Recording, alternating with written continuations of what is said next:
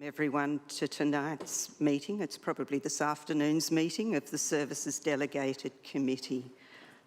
Before we commence the meeting, I request that all mobile telephones are turned off or switched to silent.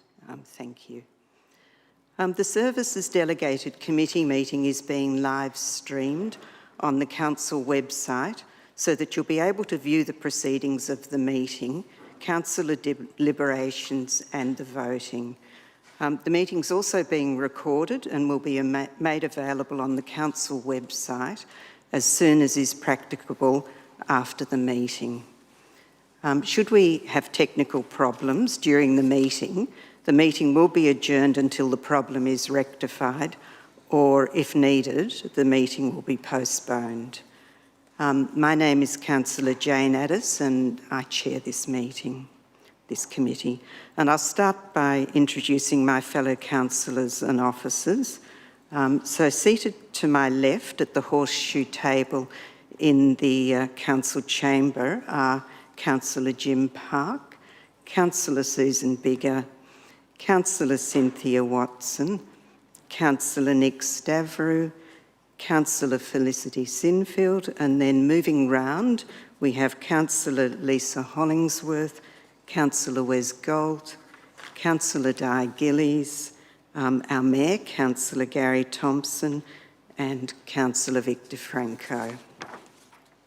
The officers in attendance tonight: to my immediate right, Philip Storer, our Chief Executive Officer.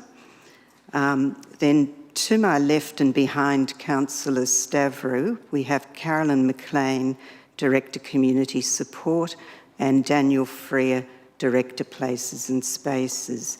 And then on my right and behind Councillor Gillies, we have Bruce Dobson, Director Customer and Transformation, and Nick Lund, Acting Director Urban Living.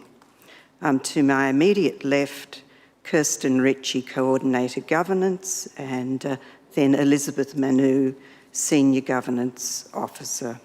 There are also a number of staff members in attendance this evening to assist us. The purpose of the Services Delegated Committee is to deal with issues relating to the provision of human and physical services and Council's infrastructure. For those in the gallery presenting this evening, when we come to the agenda item, it will be introduced by an officer, and I'll then call you one by one to come forward and address Council. When you're making a submission, you're requested to present your viewpoint clearly and concisely on why you agree or disagree with the proposal. And you may also suggest an alternative approach which could satisfy your concerns.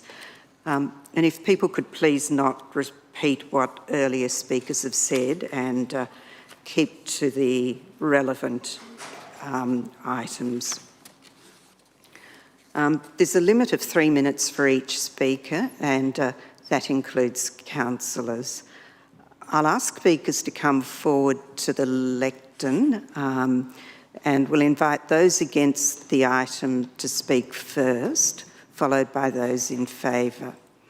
At the 2.5 minute mark, I'll ring a bell, which will indicate you have 30 seconds remaining and that you need to conclude your presentation. After you have spoken, if you could please wait a minute while I ask if any councillor has a question for you. I'll also take this opportunity to inform everyone if the business to be transacted at our meeting is not concluded by 6 p.m. this evening, the Services Delegated Committee will be adjourned at 6 p.m. for approximately 30 minutes. Councillors have several hours of meeting time this evening, and we feel it's appropriate that a break be taken. The Services Delegated Committee would then resume at approximately 6:30 p.m. And we'll now move to the business as listed on our agenda papers. Apologies. Ms Ritchie, are there any apologies for this evening? Through you, Chair, there are no apologies for tonight's meeting. Thank you very much. Item 1, adoption and confirmation of the minutes of the Services Delegated Committee held on 10 May 2021. Councillors, can I have a motion to adopt and confirm the minutes of the meeting held on 10th of May? Councillor Park? You... So moved, Chair. And seconded Councillor Gillies. Thank you. Councillors, is anyone opposed? No. Would either the mover or the seconder like to speak? No, thank you. So look, I'll declare that motion carried. Thank you, councillors. Declaration of conflict of interest of any councillor or council officer. Councillors and council officers, are there any conflicts of interest that need to be declared? There don't appear to be. So look, we'll proceed with presentation of officer reports. Our first item, 3.1, April 2021, monthly financial report. And this is going to be presented by Callista Clark, who is our Acting Chief Financial Officer. Thanks, Ms Clark. Thank you, and through you, Chair. The purpose of this report is the monthly report, financial report for April 2021, and is designed to identify and explain major variances at an organisational level. This is provided in attachment 1 of the report. Council's year-to-date operating result against year-to-date budget is $36.5 million and is $12.3 million above the September amended budget, primarily due to a number of factors outlined in section 2 of attachment 1. Capital works is $50.68 million, which is $19.11 million below year-to-date budget. Phasing of 69.79, primarily due to timing of expenditure on multi-year projects. As of April, Council's balance sheet and cash position are sound and depict a satisfactory result. It's therefore recommended that the Service Delegated Committee resolve to receive and note the monthly financial report for April 2021. Thank you, Chair. Thank you very much. We don't have any speakers this evening, so councillors, are there any questions for officers? I can't see any lights on, so is anyone prepared to move a motion? Councillor Hollingsworth? Thank you, Madam Chair. Look, I'm happy to support the officer's recommendation. Thank you. Do we have a seconder? Councillor Thompson? Happy to second, Madam Chair. Thanks. And to assist the mover and the seconder, is anyone opposed? Councillor Biggie, you've got your light on? Not opposed? Thank you. Okay.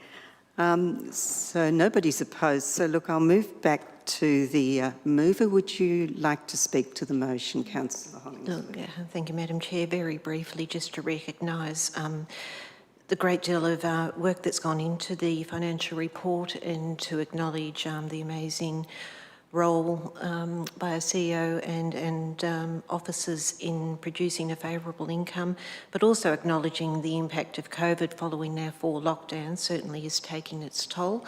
And whilst we're in a favourable financial position, clearly some projects have been delayed unavoidably, but I do hope that in the future, as I'm sure we all do, that projects will be able to advance in a timely manner, and then we can continue to provide facility to our community. Thank you. Thank you very much. Councillor Thompson is the seconder. I've got nothing further to add, Madam Chair. Okay, thank you very much. So look, I'll now put that motion. All in favour? Thank you. That's carried unanimously. Thank you, councillors. So our next item, 3.2, is contract number 2020-203, right-of-way and reserves consultancy and discontinuance services. And again, that's going to be presented by Ms Callista Clark, our Acting Chief Financial Officer. Thanks, Ms Clark. Thank you, and through you, Chair. The purpose of this report is to seek endorsement for the award of contract, right-of-way and reserves consultancy and discontinuance services. The contract will provide council with consultancy services for the discontinue and right-of-way and reserves that are no longer required for their original purpose. The contract is for an initial term of 2 years with 2-year possible extensions of 1 year each for a maximum contract term of 4 years. This is a replacement for an existing contract which has reached the end of its maximum term. The estimated contract cost for a 4-year maximum contract term is $616,012, including GST. Due to the value of the contract, it was also publicly advertised in accordance with requirements of the Local Government Act, therefore seeking a motion to the officer's recommendation contained in this report. Thank you. Thank you very much. And again, we don't have speakers wishing to present to us. Councillors, are there any questions for officers? Councillor Park? I just was proposing to move the officer's recommendation. I can't see any lights on, so I think that might be the time. So the officer's recommendation and a seconder, Councillor Bigg? Yes. Thank you. Thank you. Thank you. And for the information of the mover and the seconder, nobody's opposed? No, thank you. Councillor Park, as the mover, do you wish to speak to the motion? No, I won't speak at this stage. I think it's largely procedural. Thanks, Councillor Park. Councillor Bigg? No.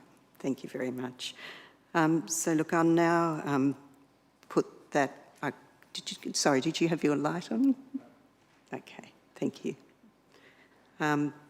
Nobody else wants to speak? No, okay. So thank you. So look, I'll now put that motion to all of us. Those in favour? Thank you. That's carried unanimously. Thank you. We'll now move to item 3.3, Burundara Netball Association, proposal for additional courts at Macleay Park. And this is going to be presented by Andrew McHugh, Manager, Health and Wellbeing Services. Thank you, Mr McHugh.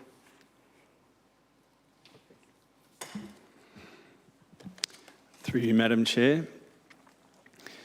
Myrtle and Macleay Parks are one of the most popular outdoor spaces in Balwyn North, providing a number of sports facilities, unstructured recreation facilities, and informal use of sports fields and open space.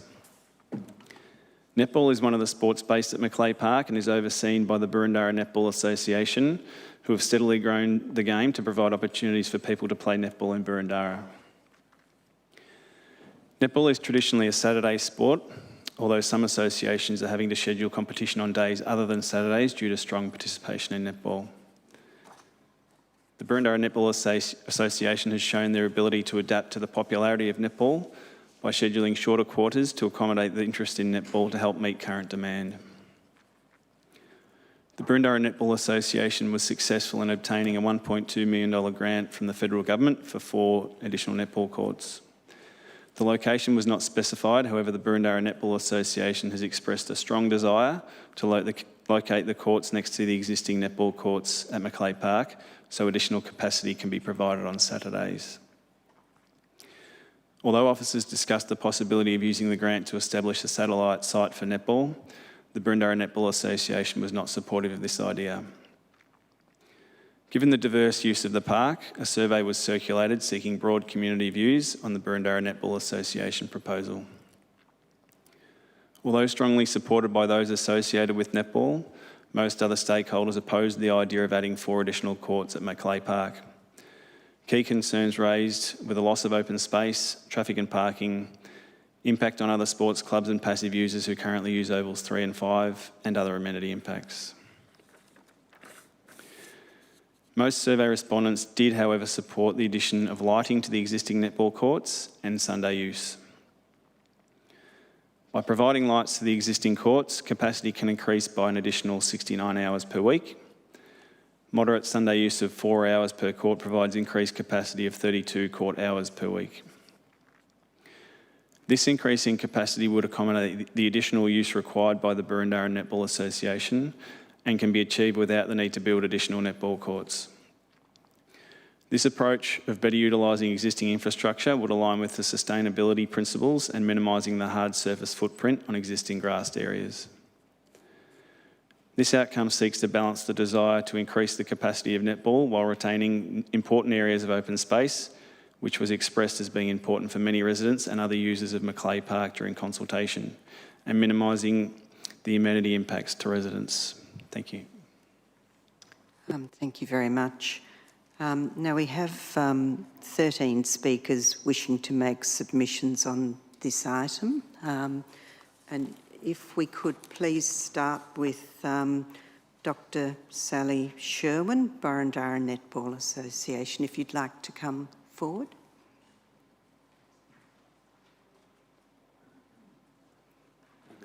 Did you want a different order? Yep. Perhaps whoever would like to come forward, if you would like to come to the lectern, and then if you could give us your name, address and your interest in the matter and whether or not you're for or against the officer's recommendation. Thank you.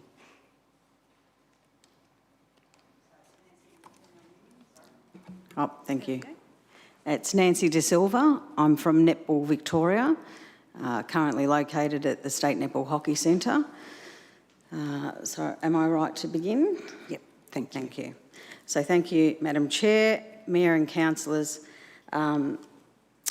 I'd like to thank our CEO, Rosie King, Netball Victoria, for being here today and supporting the association in their endeavours to improve outcomes for the participants in Burundara, and also for the residents and stakeholders for participating today as well.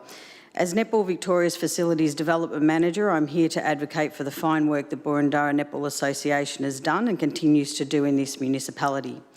The association is one of the most successful netball associations in Victoria and produces some of the finest talent and athletes in this country.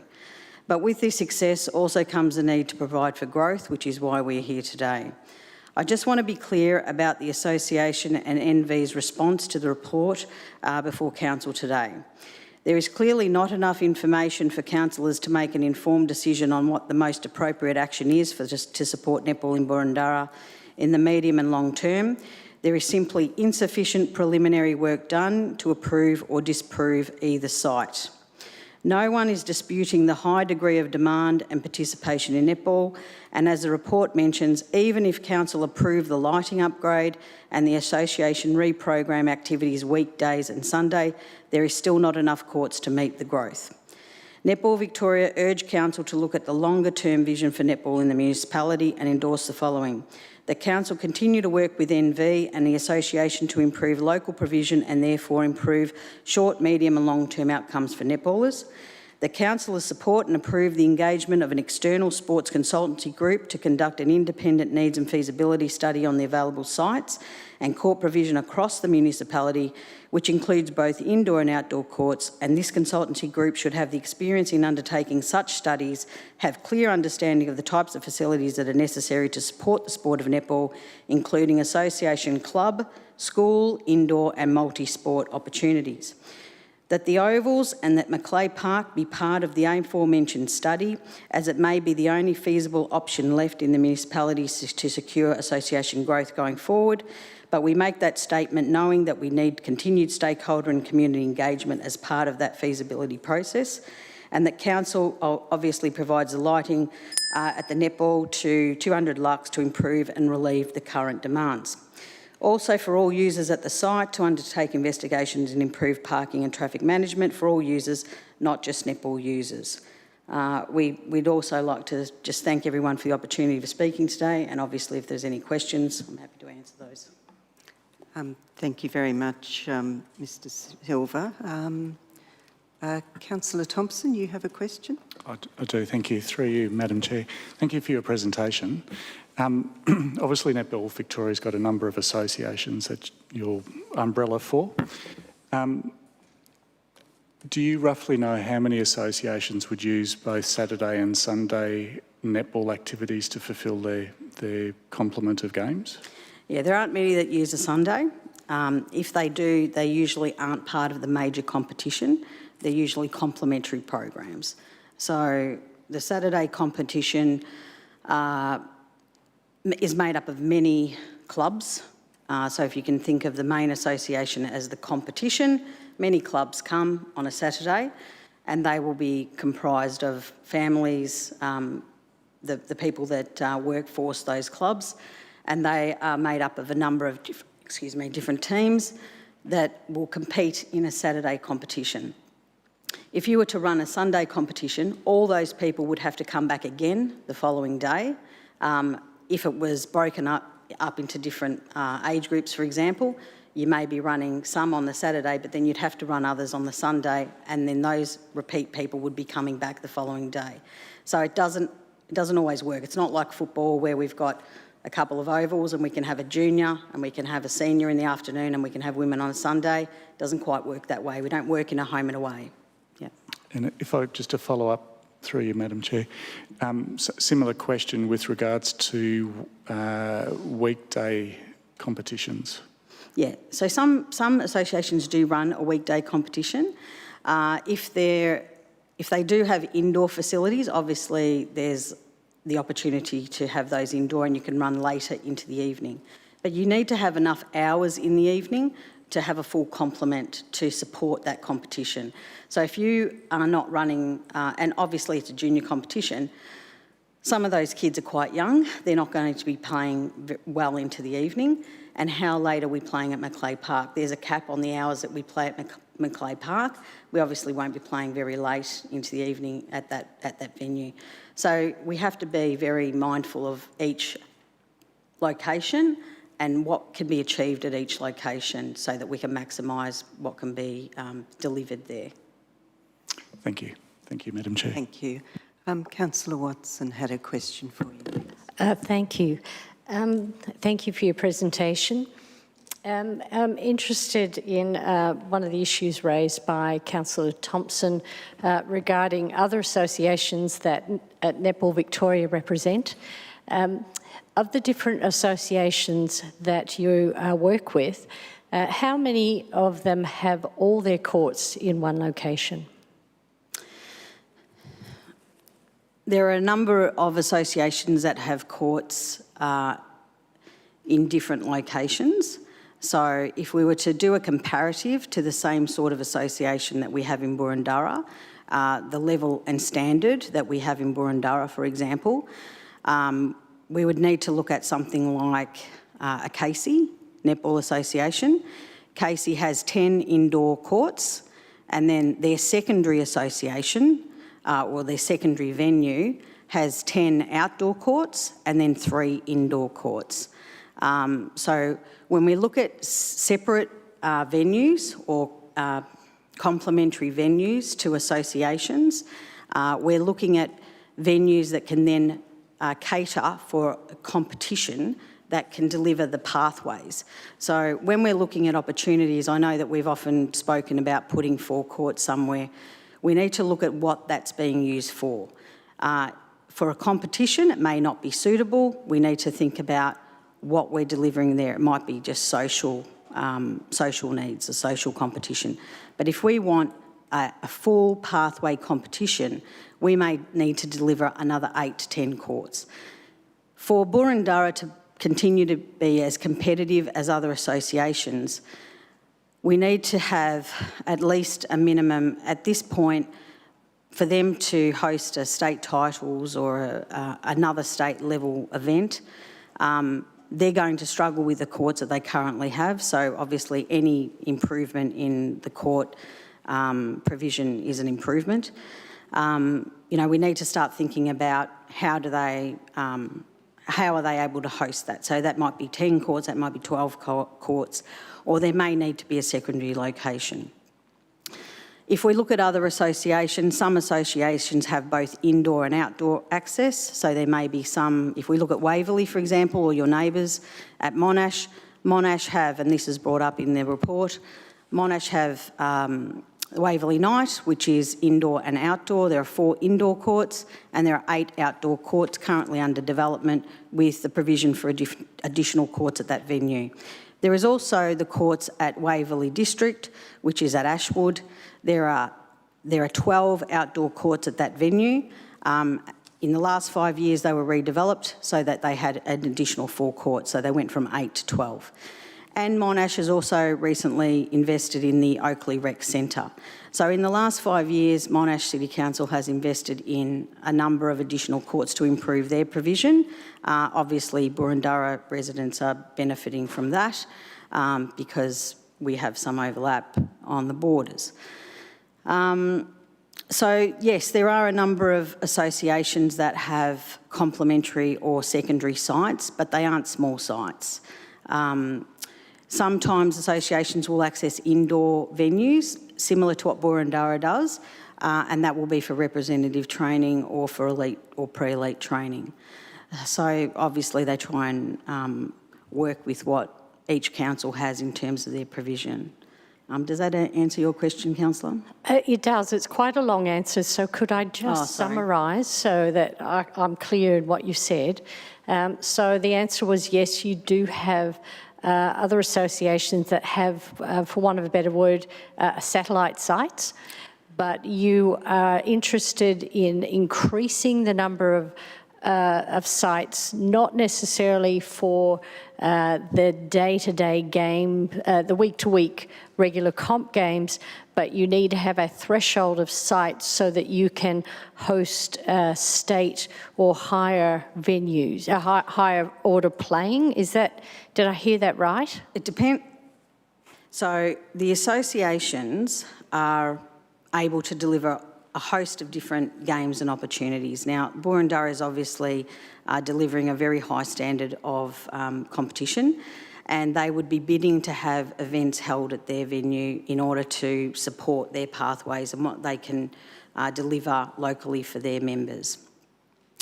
It really improves the type of opportunities that they can have for their members if they can host those sorts of events. So it is certainly worthwhile having the opportunity to do that. But that's not one of the main reasons we look at increasing the provision. Obviously, we look at that because we want to service as many people as we can. Per square metre, we can service more participants than any other sport. So every time we add a court, obviously we can service more participants and we can increase the outcomes for each area or LGA. So look, we might move on to the next question, I think. Thank you, Madam Chair. Thank you, and thank you for your very detailed answer. Okay. Thank you. I think Councillor Stavrou was next with his question. Thank you. Thank you, Madam Chair, through you. Thank you for your presentation. Look, one of the, I guess, I'm interested in the information aspect that you mentioned earlier, that we don't have enough information to make a decision, and then you made a recommendation about an independent study. And I was wondering, excuse me, whether you know of many such studies or any such studies being done under similar conditions, and whether and what the outcome or the, I guess, the parameters that you're seeking, and whether there are many, indeed, experts that would have that capability to balance such diverse parameters. Yeah, thank you, Councillor. So a number of councils have undertaken independent feasibility studies or conducted those independent plans, and the types of outcomes we can see from those have been that a few we've worked on with different sports, so that we've had different types of opportunities where we look at opportunities where we've had success looking at more than one sport. For example, with Whittlesea, we've had the netball and basketball plan that was recently won an award through the PLA, Parks and Leisure Australia, for a strategic plan, and that offers benefits for both indoor and outdoor sports, because for indoor sports, obviously it benefits the two majors of netball and basketball, but also there's other high ball sports. For outdoor we multi-line with tennis, we've had a look at passive recreation with futsal, for example. So there's other sports that obviously can see benefit from those types of strategies. But overall, what we're looking at is the long-term vision looks at what opportunities can we gain through our relationships with the education department, for example. Are there schools that have provision that may need upgrading that we can have a look at in terms of club and training? Are there opportunities in community centres or rec centres where we could have joint venture projects or with basketball or highball sports that might also offer that supportive infrastructure? So we look at club structures. In this case tonight, obviously we're talking about the association, but looking forward, we also need to support the clubs and make sure that they're sustainable going forward and what sort of provision that they have. And then obviously once those participants are training and they may be running NetSet Go, those children that age out of NetSet Go, they will need to go to a competition. What competition do they go to? They may go to Burundara at Macleay Park, or if there is, and as it seems in this area, a really high demand for the sport, there may need to be a secondary venue, and what does that look like? So that sort of feasibility study would give context to this particular area, what's happening in surrounding areas, what sort of provision is available, what is required, what exists and can be improved, et cetera, et cetera. So it's quite detailed, and it also helps council to look at potential projects that can be funded. Having worked with those stakeholders, obviously they're engaged, what priorities there are, and can those sports also work to gain funding for those types of priority projects, short, medium and long term. Okay. Does that answer the question? Okay. Thank you. Councillor Franco, you had a question? Thank you. My question was going to be the same as Councillor Stavrou's almost, but I just want to add, just ask following on to what Councillor Stavrou asked. You mentioned an independent study, and what do you mean by independent, and why do you think it's important to be independent? Are you talking about a study? I'm just trying to understand what you mean, a study commissioned by council or commissioned by BNA or jointly, and in addition, in terms of how it might be funded, would it be possible to use any of the federal grant money, do you think, for that study? So I wonder if you could expand on what you mean by external. Well, in terms of the grant money, obviously, you know, that gets used a lot here in conversation. Just to be clear, that initial 1.2 million was an election commitment. The Federal Treasurer made an election commitment April 2019. That was not sourced by BNA, and we thank the Treasurer for seeing that there is a need, and obviously he identified that he wanted to put money into the association, which was the primary source of netball in this municipality. But in order to maintain that money, as it obviously was almost ready to, we were running out of time, they obviously had to put that into a holding fund, which is where it is sitting at the moment. So they didn't actively seek to apply for that fund. So that is something that obviously needs to probably be discussed outside of this meeting. That's not something that I can say yes or no to. In terms of independent, it's an opportunity to get some expertise, some people who work in this area and have done this work across different LGAs with different experiences in a city, very tight constraints in terms of sites, and also leveraging off other councils' opportunities where they have worked in this field before, and maybe bring some of that to council. I'd like to see that as a council initiative where all the stakeholders can be involved, or particular stakeholders can be involved. Obviously, if it's netball, indoor and outdoor, that obviously attracts different types of sports, beg your pardon.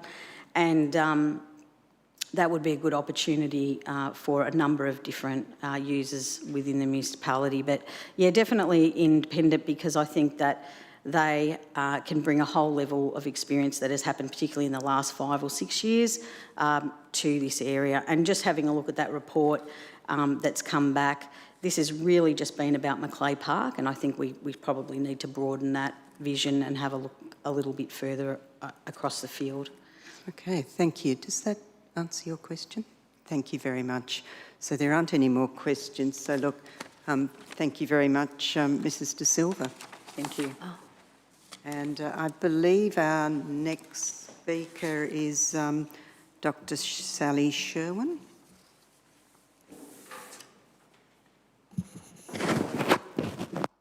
And if you could please state your name and address and interest in the matter, and whether you're for or against the officer's recommendation. Thank you. Hi, thank you. I'm Sally, and I am here as a lifelong member of Burundara Netball Association, so coming through the ranks from a... Like to give us an address? Sorry? An address. Your address. Oh, 9 Logan Street, Canterbury. Thanks.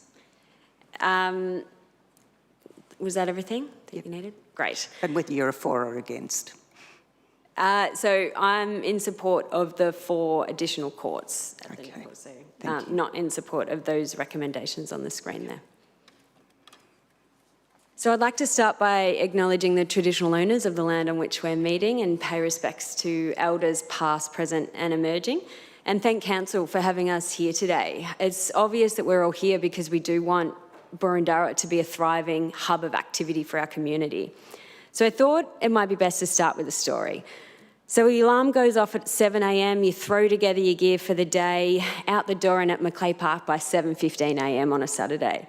Just enough time to throw down a quick coffee and get the goalposts out on the courts, ready for the little ones to start getting eager, ready for their warm-up and hit the courts.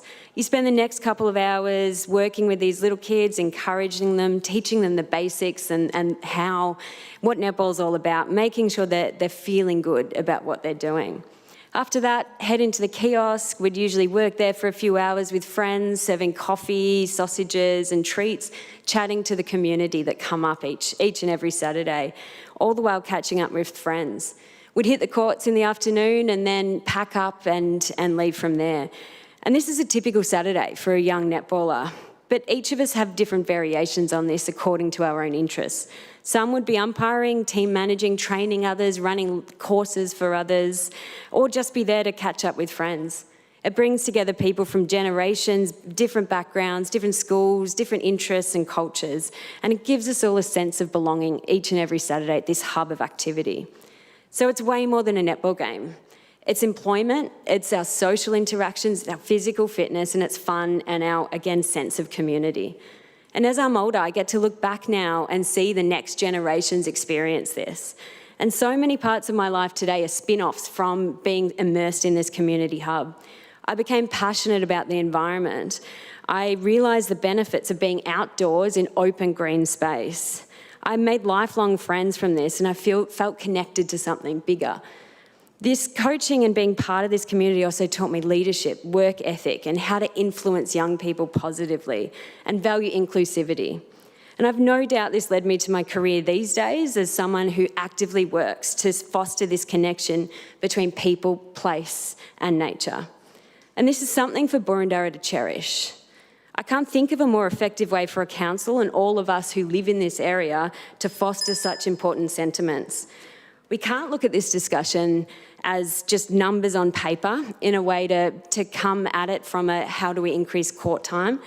It's simple to throw in lights and add extra days and split facilities, and I dare say if it was that easy, we'd not be here tonight. It's all about how we consider this as a holistic part of our community and what we get from creating this hub on Saturdays for this important part of our lives. So it's much more than hours and numbers. It's about place and connection. So I would really urge Council to take a deeper look at this and think of it more holistically, because I have no doubt that we can come to a conclusion where there are benefits for all stakeholders. Could wind up. Yep. Thank you. You finished? Or? Yes. Yep. Yeah. Thank you. Well done. Okay. Bang on 3. Yep. Now, we do appear to have a question from Councillor Watson. Thank you, and thank you for sharing your story. As a person who's a life member of the Greythorn Park Tennis Club, I could have shared a similar story about tennis. The question I have for you this afternoon is about why you are opposed to the motion on the screen and why you want 4 courts, why you're opposed to a satellite site. I would like to hear a little bit more about that. Sure. So the satellite site definitely meets the needs in terms of hours of court time, but it's just not an effective way to reap the benefits of what else is offered by having this hive of activity on a Saturday. It's not convenient for those of us, and there's hundreds of individuals there each Saturday, to have to be moving between different sites, and it splits the benefits of what this community offers in one place and one location. And so that would completely dilute any of this other community benefit that we see from such a facility and such a hub of activity, and reduce the benefits for young people to see this, day by day pathway through the different ranks and get involved in all parts of netball, not just feet on the court. Could I have a follow-up? Just so if I summarise, you say it's not convenient and you don't want movement between courts, and the splitting you feel would adversely affect your community. Is that correct? Yes. Yeah. And I would say, not convenient, but also probably not possible for young people who don't drive as well, which there'd be a lot of them, to be able to move between sites. I'd rely on shuttling by parents, which would be problematic for traffic as well. Thank you. Thank you. So there don't appear to be any other questions. So look, thank you, Dr. Sherwin. Thank you. Oh, Councillor Gold, sorry. Very belated, my apologies. Can I just ask a question? Listening to what you said in the morning there was juniors, then there was kiosk time, and then there was the afternoon competition. It just strikes me, not knowing it, isn't that an obvious split? Could you have scheduled the juniors somewhere else and start the afternoon competitions earlier? Is that a possibility? Yeah, so that sequence of events is for those individuals that are there for the whole day, but the splitting between juniors and seniors doesn't then account for those that work for the clubs, for example, that have that multi-age access. So as a manager of a club or a coach of a club, you're there to manage the different age groups throughout the day, and would have to be interchangeably across the facility, getting kids ready for warm-up, getting the right kids on the court in the right time, scheduling your umpires. So it complicates things. Can I just clarify that? So that means the multi-age you mentioned are people who support and attend in the morning and support and attend in the afternoon, and the age difference makes it difficult for them to move between sites. Yes. Thank you. Thank you. Councillor Thompson. Thank you. I took the cue from Councillor Gold. Apologies. Just a quick question. What's the timetabling between games? Is it on the hour? Is it 50 minutes, 40 minutes? What's that timetabling?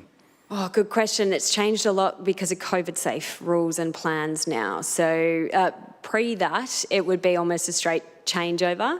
But with COVID rules, I don't know the answer, but I would suspect it's closer to a 10-minute delay between, just so there's enough, no crossover.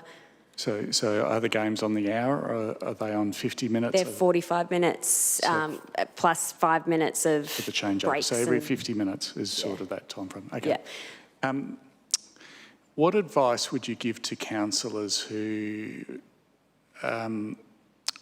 obviously considering a 50% increase in netball participation on the site on a Saturday morning, which is 50% additional people, 50% additional cars? What advice would you give to residents who live by that? Yeah, that's a great question. And most of our members are categorised as residents in the area as well. And the traffic's a problem currently, and so it's not meeting anyone's needs, and that's why I think it's so important, as Nancy spoke about previously, to have this independent study done and the review, and have traffic management as a key part of that. I know there's good ideas and solutions in terms of creating a through by removing some area at the end of the park to have traffic be able to move through rather than in and turn around and back out. But it should absolutely be part of this next stage of the feasibility study and review. The other thing I just wanted to flag associated with that is Burundara is actually in a really strong leadership position and could be the first netball association that goes carbon neutral. And a part of that is the environmental friendly management and education of the community. And so we would be looking at doing a lot of outreach programs, trying to get less car usage and more environmentally friendly ways of travel to the venue. So we would want to start looking into more of that, but it's just been out of scope to this point. So if I can just follow up, just to summarise, there is already a concern with traffic. And your recommendation to us is to pause, do the studies, and then consider additional courts? Yes, and traffic is a key part of that. Thank you. Thank you very much. Thanks, Dr. Schuhan. I can't see any more lights, so... Oh, yes, I can, Councillor Colt. Sorry, through you, Chair. Can I just deal with the elephant in the room at this point in time? If we were to say tonight, yes, you can proceed, the construction of these additional courts would obviously move on to adjoining ovals. What happens to the activities that take care on those ovals? So, as far as I'm aware, that there is one site that meets, that is of value to netball, as well as, I think, favourable for soccer. I know we're going to hear from our soccer friends a bit later. And that is only going to take up a portion of a space that is the minimally used out of all spaces in that precinct. And so we're also thinking about it from a diversification of activities in the space as well, not being a functional sporting oval currently. That one is used a lot by dog walkers and picnickers and other opportunities like that. So we would hope that still only using up, I think it's 56% of that space, still gives that opportunity, but then also adds new opportunities for skateboarders and those that can use the hard surfaces as well. And kids, that's what we see on Sundays as well, kids honing in their skateboarding skills and making use of the hard surfaces as well as the soft services alongside them. So we do think about it as very aware of our friends at the other sporting precincts, and we do want to do it in a way that minimises any adverse impacts on others, but still gives the good diversification of the space and maintaining its openness. Thank you. Councillor Sinfield. Thanks, Chair. Thanks, Sally, for your presentation. I'm just wanting a point of clarification and wondering whether you're aware that Oval 5 is in fact booked all year round for scheduled seasonal allocation for the Burundara Eagles, personal training all year round and school bookings as a permanent thing. So when you say that it's not used, were you aware of those bookings that are already in place that would be displaced? I was thinking it was Oval 3. I might just have to look for my colleague, Nancy. That's right, I can go to Oval 3 as well. That's used by the Burundara Eagles, North Balwyn Cricket Club, Burundara Cricket Club. Sorry, our soccer friends are saying Oval 3. Yes, Oval 3. Yeah, so there are all year round bookings on Oval 3. So just as a point of clarification, I just thought it was important to check that you were aware that there were bookings there all year round when you say that it's not utilised. No, I'm not aware of the bookings. I was under the impression from soccer colleagues and others that is minimally used compared to the other spaces there and would be preferred. Sure. Nothing further. Thanks, Chair. Thanks. Councillor Hollingsworth, you have your light on. Yeah. Thank you, Madam Chair. Sorry, I can breathe again. Thank you for your presentation. Just when you talked about carbon neutral type of facility, were you reserving or referring to something like Ryan Reserve at Richmond, where it's close to train, so that people can access the facility via public transport? Is that more what you were saying? No, we were looking at the program to be more about the operations of the facility. So with the associated education campaign to try and encourage more or less traffic use, more bike riding, more public transport, for example, however is feasible through the education. But the key focus will be on the operations, waste management, energy usage, renewable focus. Right. Sorry, I thought you might have been implying alternate satellite site that would have been either close to tram at a convenient destination or train, but I understand now what you mean. Thank you. Thank you. Thank you. Have one more go. I don't think I can see any more lights on, so thank you if you'd like to return to UC. Thank you. Thank you. And if I could ask Ms Danaher to come forward, please. And again, if you could, for the record, give us your name, address and interest in the matter and whether you're for or against the officer's recommendation. Thank you. So Rebecca Danaher, 9 Logan Street. I'm with the Burundara Netball Association, so I'm against the proposal and for the additional forecourts. Thank you. Beautiful. So I'm a proud Burundara resident and I'm delighted to be asked to speak today as I'm, along with so many members within the constituency, a grateful beneficiary of the netball community that we have here. I started playing as a young child and continue to be a part of this community today. And I have a little bubs on the way, so I'm very hopeful that my child will be able to continue to be at the Burundara Netball Association. So this association is a community framework. It's embedded into the social fabric of the area. It is unique that it is a local community hub atmosphere and space where generations of locals have the opportunity to meet with friends, family, colleagues, week in, week out, all engaging in team sport, a proven tick not just for physical health, but also mental health. Burundara has a proud history of providing a pathway for all participants on all sporting levels, which creates a powerful part in providing social connectedness, building character, resilience, and feelings of self-worth. I feel that it is important not just for the athletes, but also for the kids to see the role models as they're growing up on these courts that they're playing today. This community has nurtured a safe and supportive environment for all ages, but most in particularly the young adolescents of all genders, cultures, ability that come together to enjoy the benefits of physical exercise. We are all aware of the difficulties and the poor numbers associated with female sport retention. We see the numbers, less than 20% of adolescent girls are active enough, and this number continues to decrease from 14 years age. By the age of 17, 50% of teenage girls are no longer active. They've given up sport altogether. This environment that we're providing gives them a safe environment to continue to pursue their active activity. It is difficult for me to believe that we're not in a position here in our beautiful area to ensure that every boy and girl has the access to the same opportunities that I had due to capacity issues. It would be a shame that we can't have the ability to reach our potential in participation numbers, the potential for positive impact on the broader community, the potential for increased health outcomes, and to simply allow our kids to to participate in the great game that they love, because we can't get them all together in one space. We are fortunate to live in a beautiful borough of Melbourne in which we have access to some of the greatest schools, the greatest parklands, as well as other sporting code facilities. Unfortunately, we must face the fact that at Macleay Park, we do not currently have sufficient capacity to allow those who would like the opportunity to play. Without additional facilities, the Council and we will continue to deny children and young adults the ability to participate in this beautiful game and to grow within this supportive community. The Burundara Netball Association has a long and proud history of building community and giving back to community. And I believe what the association is asking for has the ability to have such a positive impact for all those who have access. Thank you. Thank you. Well done on the time. Councillor Sinfield, I think your light's on. Thank you, Chair. Thanks, Ms Danaher, for your presentation, and congratulations on your news.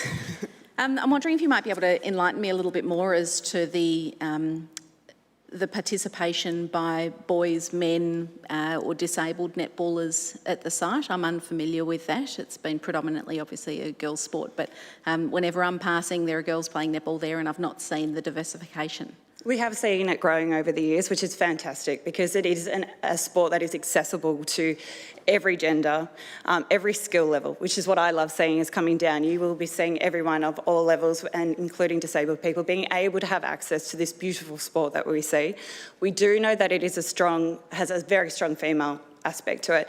And I do feel that that is incredibly important, that we continue to foster and allow females to have a safe environment where they can continue to pursue these skills, knowing that they're at a very impressionable age. So we are seeing the numbers increase. Obviously, there is a stronger support for female numbers. It is the #1 female team sport in Australia. Thanks. As a follow-up, Chair, if I may. So are there men's, boys, mixed disabled teams currently playing at B&A? Yeah, we allow mixed teams to participate in the sport. And is there a disabled competition or a disabled team? I would have to double check. Okay, thanks. No worries. Thank you. Councillor Stavrou, you have a question? Thank you, Madam Chair, and thank you for your presentation. You paint a wonderful picture about the community spirit, but where I would like a little bit more of an understanding is that doesn't necessarily mean that that particular geographical location is the only way to have that community spirit. I was wondering whether other locations, particularly as you're projecting so much growth and the growth in the future, will potentially have other hubs and other areas where they could benefit out of that, for that, I guess, that community spirit as well. I think having an independent study is going to allow us to have the best information in front of us to know what is going to give us the best outcomes. I know I grew up as a young player, and I used to walk to the courts to play netball, and then I participated in the kiosk, and then I coached. And looking at that situation with my mum, travelling everyone around, I wouldn't have the capacity to go to different sites throughout the day. So that would be sort of my history that would see what could be quite difficult in having a split site. I wouldn't have the capacity to do everything that I would if we're in the same venue. But in saying that, I think the independent study is going to give us the information that we need. Is it actually feasible? If it is, that's fantastic. What's the most feasible site to be able to put these courts on? I'd love to have the information in front of us to be making the correct decision for the benefits of all stakeholders. That was your question answered. You're fine? Yep, thank you. So, Councillor Watson. Thank you, Chair, and thank you for your presentation. Have you ever had the experience of working over split sites in netball or any other sport? I've been blessed with the Burundara Netball Association that I've been in the one spot. I have played across different venues in other sporting codes, but I haven't had the community aspect in those sporting codes. When I was across different venues, I would leave once I finished my participation. Usually it would be just playing. It became too difficult to look at travelling to different locations to try and coach and then having to move. So I found in my other sporting endeavours, it was just the one action and the one time slot that I would participate in, whereas at Burundara, you had that community aspect and you stayed for the entire day to do a range of different things. So you had more opportunity to participate because it was a lot easier and you didn't have to rely on your parents, because these are young kids, to get you back and forth. Thank you very much. Thank you. Councillor Park. Thank you, Chair. I'm just a bit confused. So much has been made by the B&A here tonight about the need for an independent survey. Surely that should have been the initial step 2 years ago. Why do we get to this late juncture and then hear all about the merits of an independent survey? I'm probably not the best person to ask that. I do understand that there's been a lot of different structural changes in the process to get to this point. So I can't answer that. We're just going based on the information that is in front of us at the moment. That's fine, thank you. Would you like Nancy? No, I'm asking you, that's fine. I'm not seeking to prolong. Thank you. Okay, thank you very much. I can't see any more lights on, so if you would like to return to your seat. Thank you very much. Thank you, Ms. Danaher. Now, if we could please have Mr. Christopher Constantine come forward.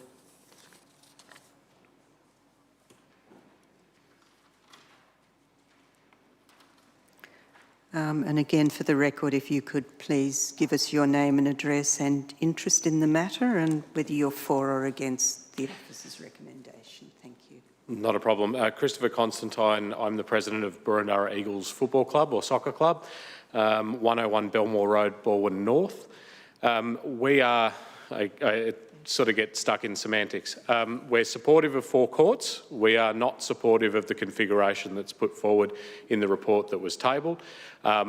We are fully supportive of the 4 courts going ahead subject to certain conditions. So Macleay Park we think is an appropriate location. We are keen to work with all of the different stakeholders at that location.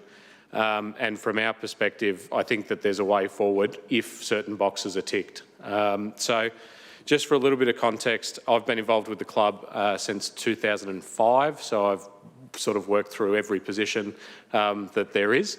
And so I've seen a few different sides of this. In my day job, I also am a director of a consultancy which delivers town planning, surveying, engineering services.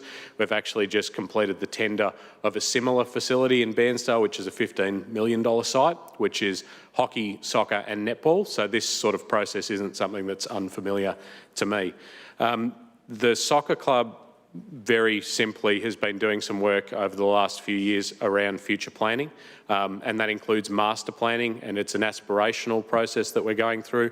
Unfortunately, this meeting was a little bit early for us in terms of presenting that, but we've done some of the things which have been suggested as future steps. So look, our suggestion is that we look at conditional approval on the basis of addressing the key issues, and those issues were identified as part of the Macleay and Myrtle Park Management Plan, which was carried out by Council some years ago, which initially was explained as a master plan for the site, and it came out as a management document.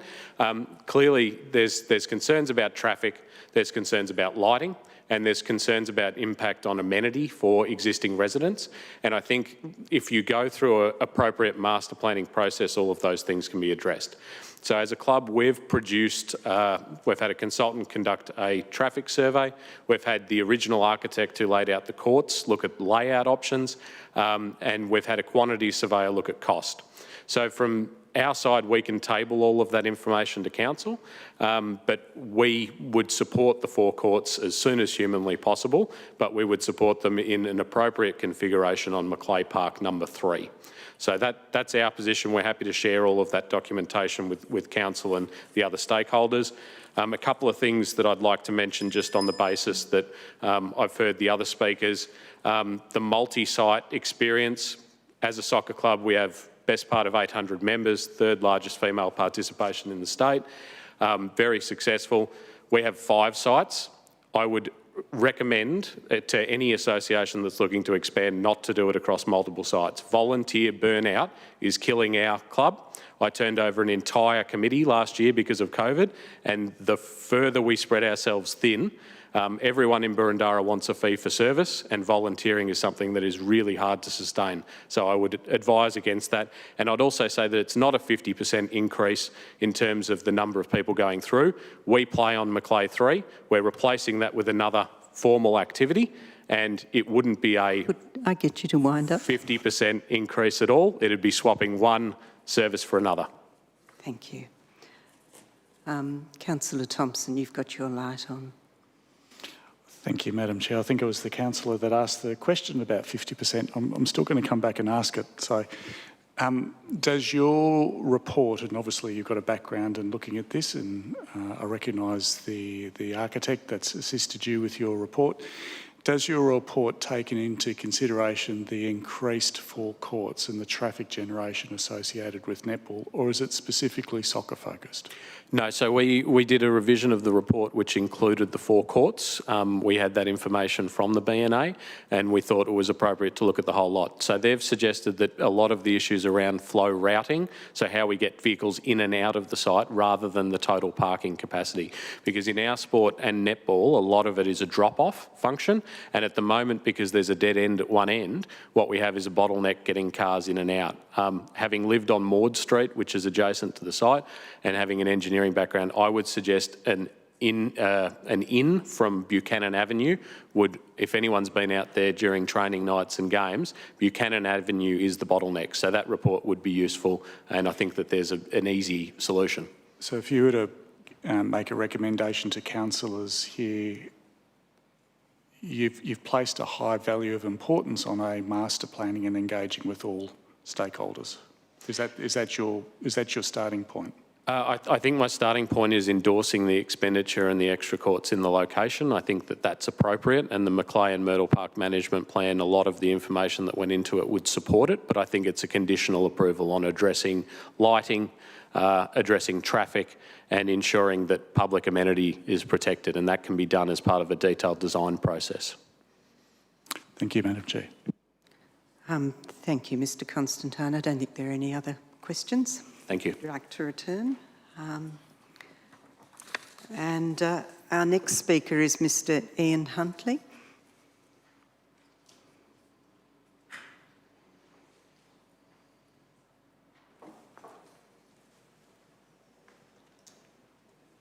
And I suspect you know the routine.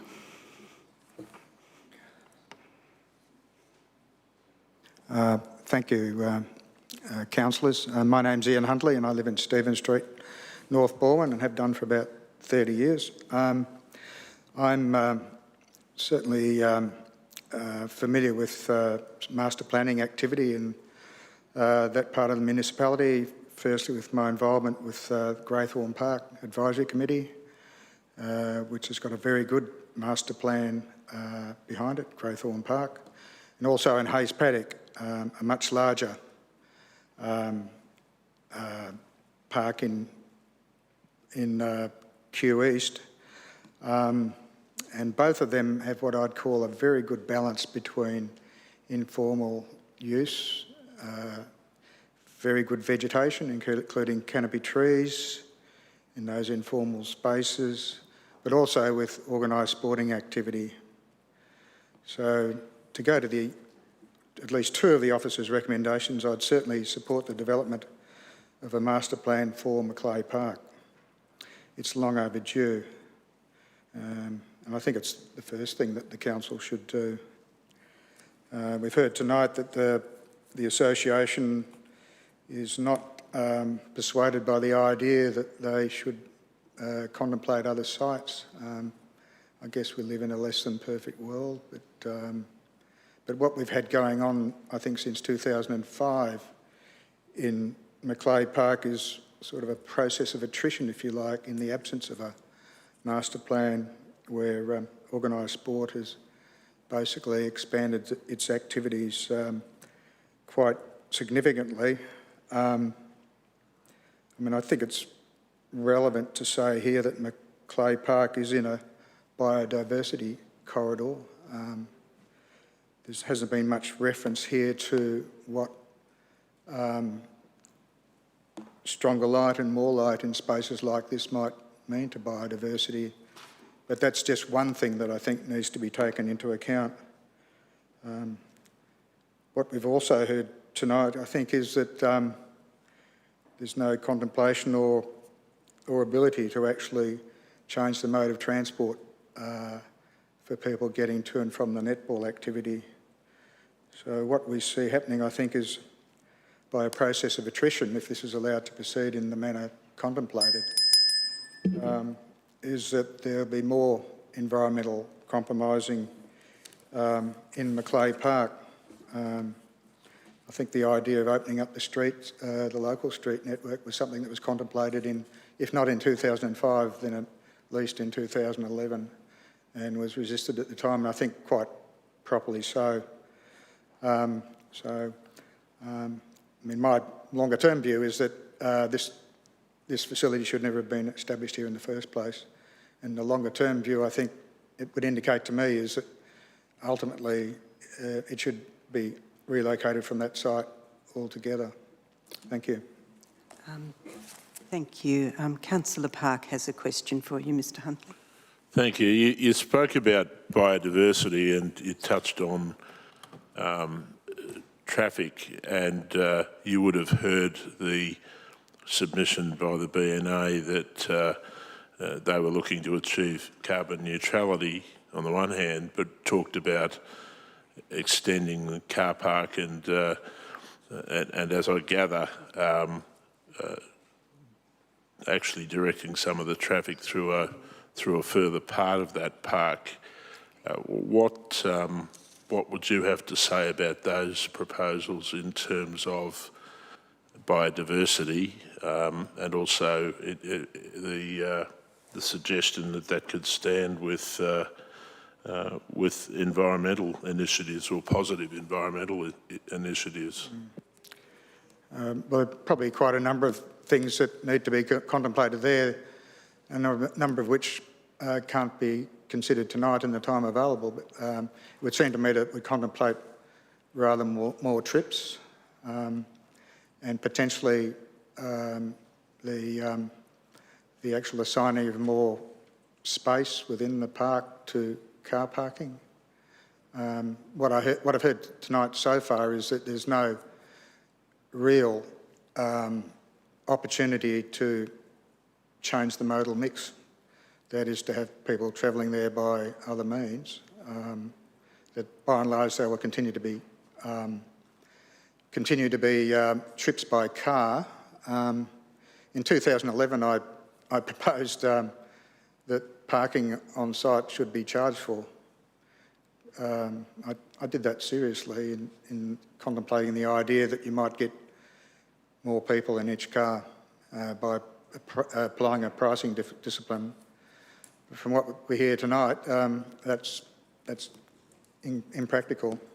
So it may be that if this activity was progressively located to an area where transport networks were more conducive to modal shift, that might be a possibility. But from what we hear tonight from the advocates of the 4 courts being located on this site, that it seems, in their view at least, to be impractical. Thank you very much, Mr Huntley. I can't see any more lights, so if you'd like to return to your seat. And if I could ask Ms Fen Fang to come forward, please. And if you could give us your name and address. Now, it doesn't say on the form whether you support the officer's recommendation or not, so if you could also let us know. Good afternoon, everyone. My name is Feng Fang. I live at the 24A Moore Street, just 2 minutes walk from the park. I'm strongly opposed the idea of developing more courts for the netball club, because instead I want to suggest to build a tennis wall. I love tennis. I'm an enthusiastic tennis player. When one of my friends heard I'm coming to this meeting, and she said, why not build a table tennis table?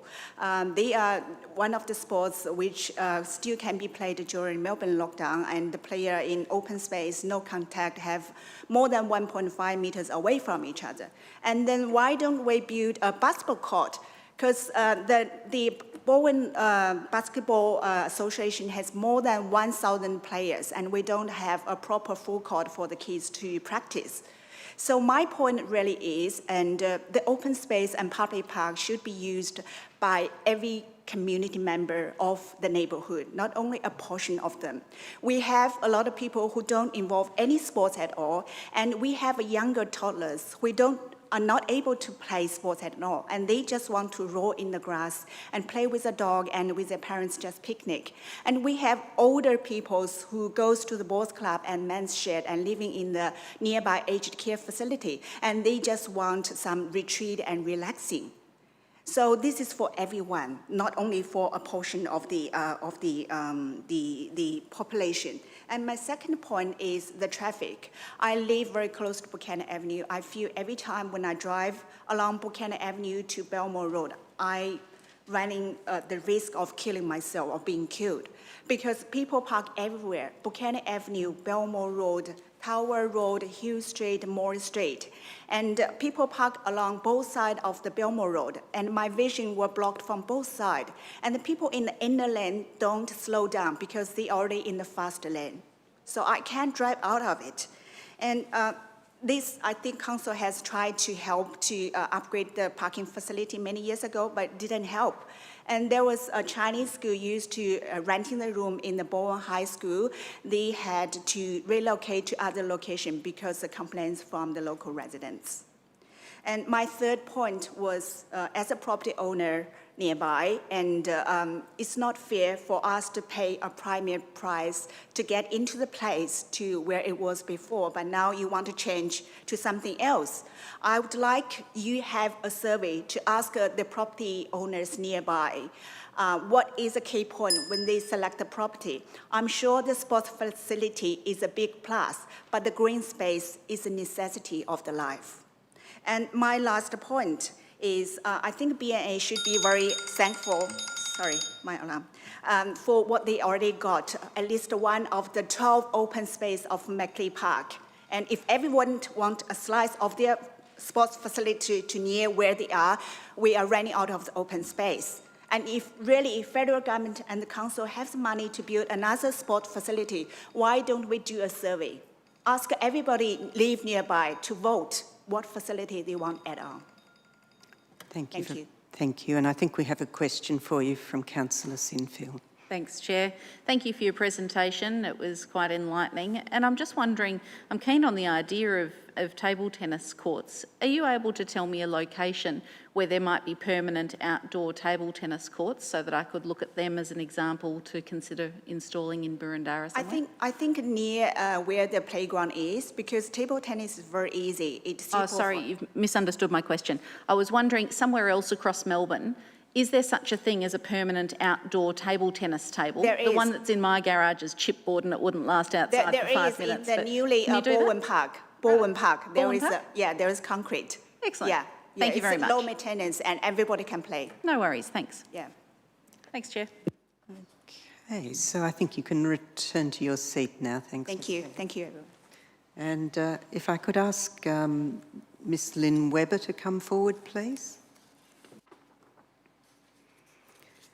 And again, if you could please give us your name and address and interest in the matter and whether you're for or against the officer's recommendation. Thank you. Good evening, Madam Chair and Mayor and councillors and officers. Thanks for having me here tonight. I am in favour of the officer's recommendation. I've lived... Could you give us your address? Sorry, You're giving yes, it to us. 27 Frederick Street, Balwyn. Thank you. And I've lived at 27 Frederick Street, Balwyn for 31 years. And Macleay and Myrtle Parks have been extremely important to me and to my health and well-being, especially during COVID lockdown. This was a place that I could go to. And also after work to relax there. So I use it as an informal, for informal recreation, as do many of my friends. And also it's one of the only areas nearby that allows walking dogs off lead. And also it has green space that is important to walk in for good mental health. It's correlated with good mental health. The construction of 4 additional courts adjacent to the 8 netball courts would reduce the green open space and substantially increase the amount of traffic congestion and pollution. With its canopy of trees and other plantings, Oval 5 could contribute further to increasing mental health outcomes of the community, biodiversity, heat island reduction. This is a problem with the more that we have of concreted spaces, and more buildings now are being built with parking lots in their front yard, so they don't have green spaces themselves. So more green spaces that we need to keep for climate change means that we can increase heat island reduction. And the only space left in Macleay Park for informal recreation use, and it's being used by everyone, elderly people, people with a disability, young families, is the section that is next to the playground area. So in sum, I strongly support the recommendation given in the agenda paper that this proposal not be approved for 3 reasons: its impact on residents' mental health who use this area, increase in traffic congestion and pollution. Any loss of open grass space in our parks would be a negative outcome for the environment. Open grassed areas help cool our suburbs, allow rainfall to infiltrate the soil and provide important habitat for a native fauna. I encourage the Council to identify other ways to solve the competing demands such projects raise, including the purchase of additional land that can be directed to particular purposes. Thank you. Thank you very much, Ms Webber. I can't see any lights, so if you would like to return to your seat. Thank you. Thank you. And if we could please now have Mrs Jenny Kung come forward.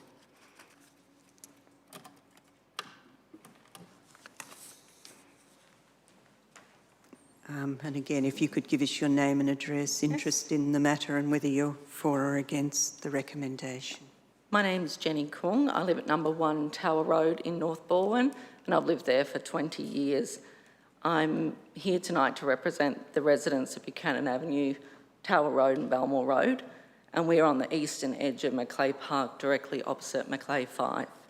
We strongly support the officer's recommendation.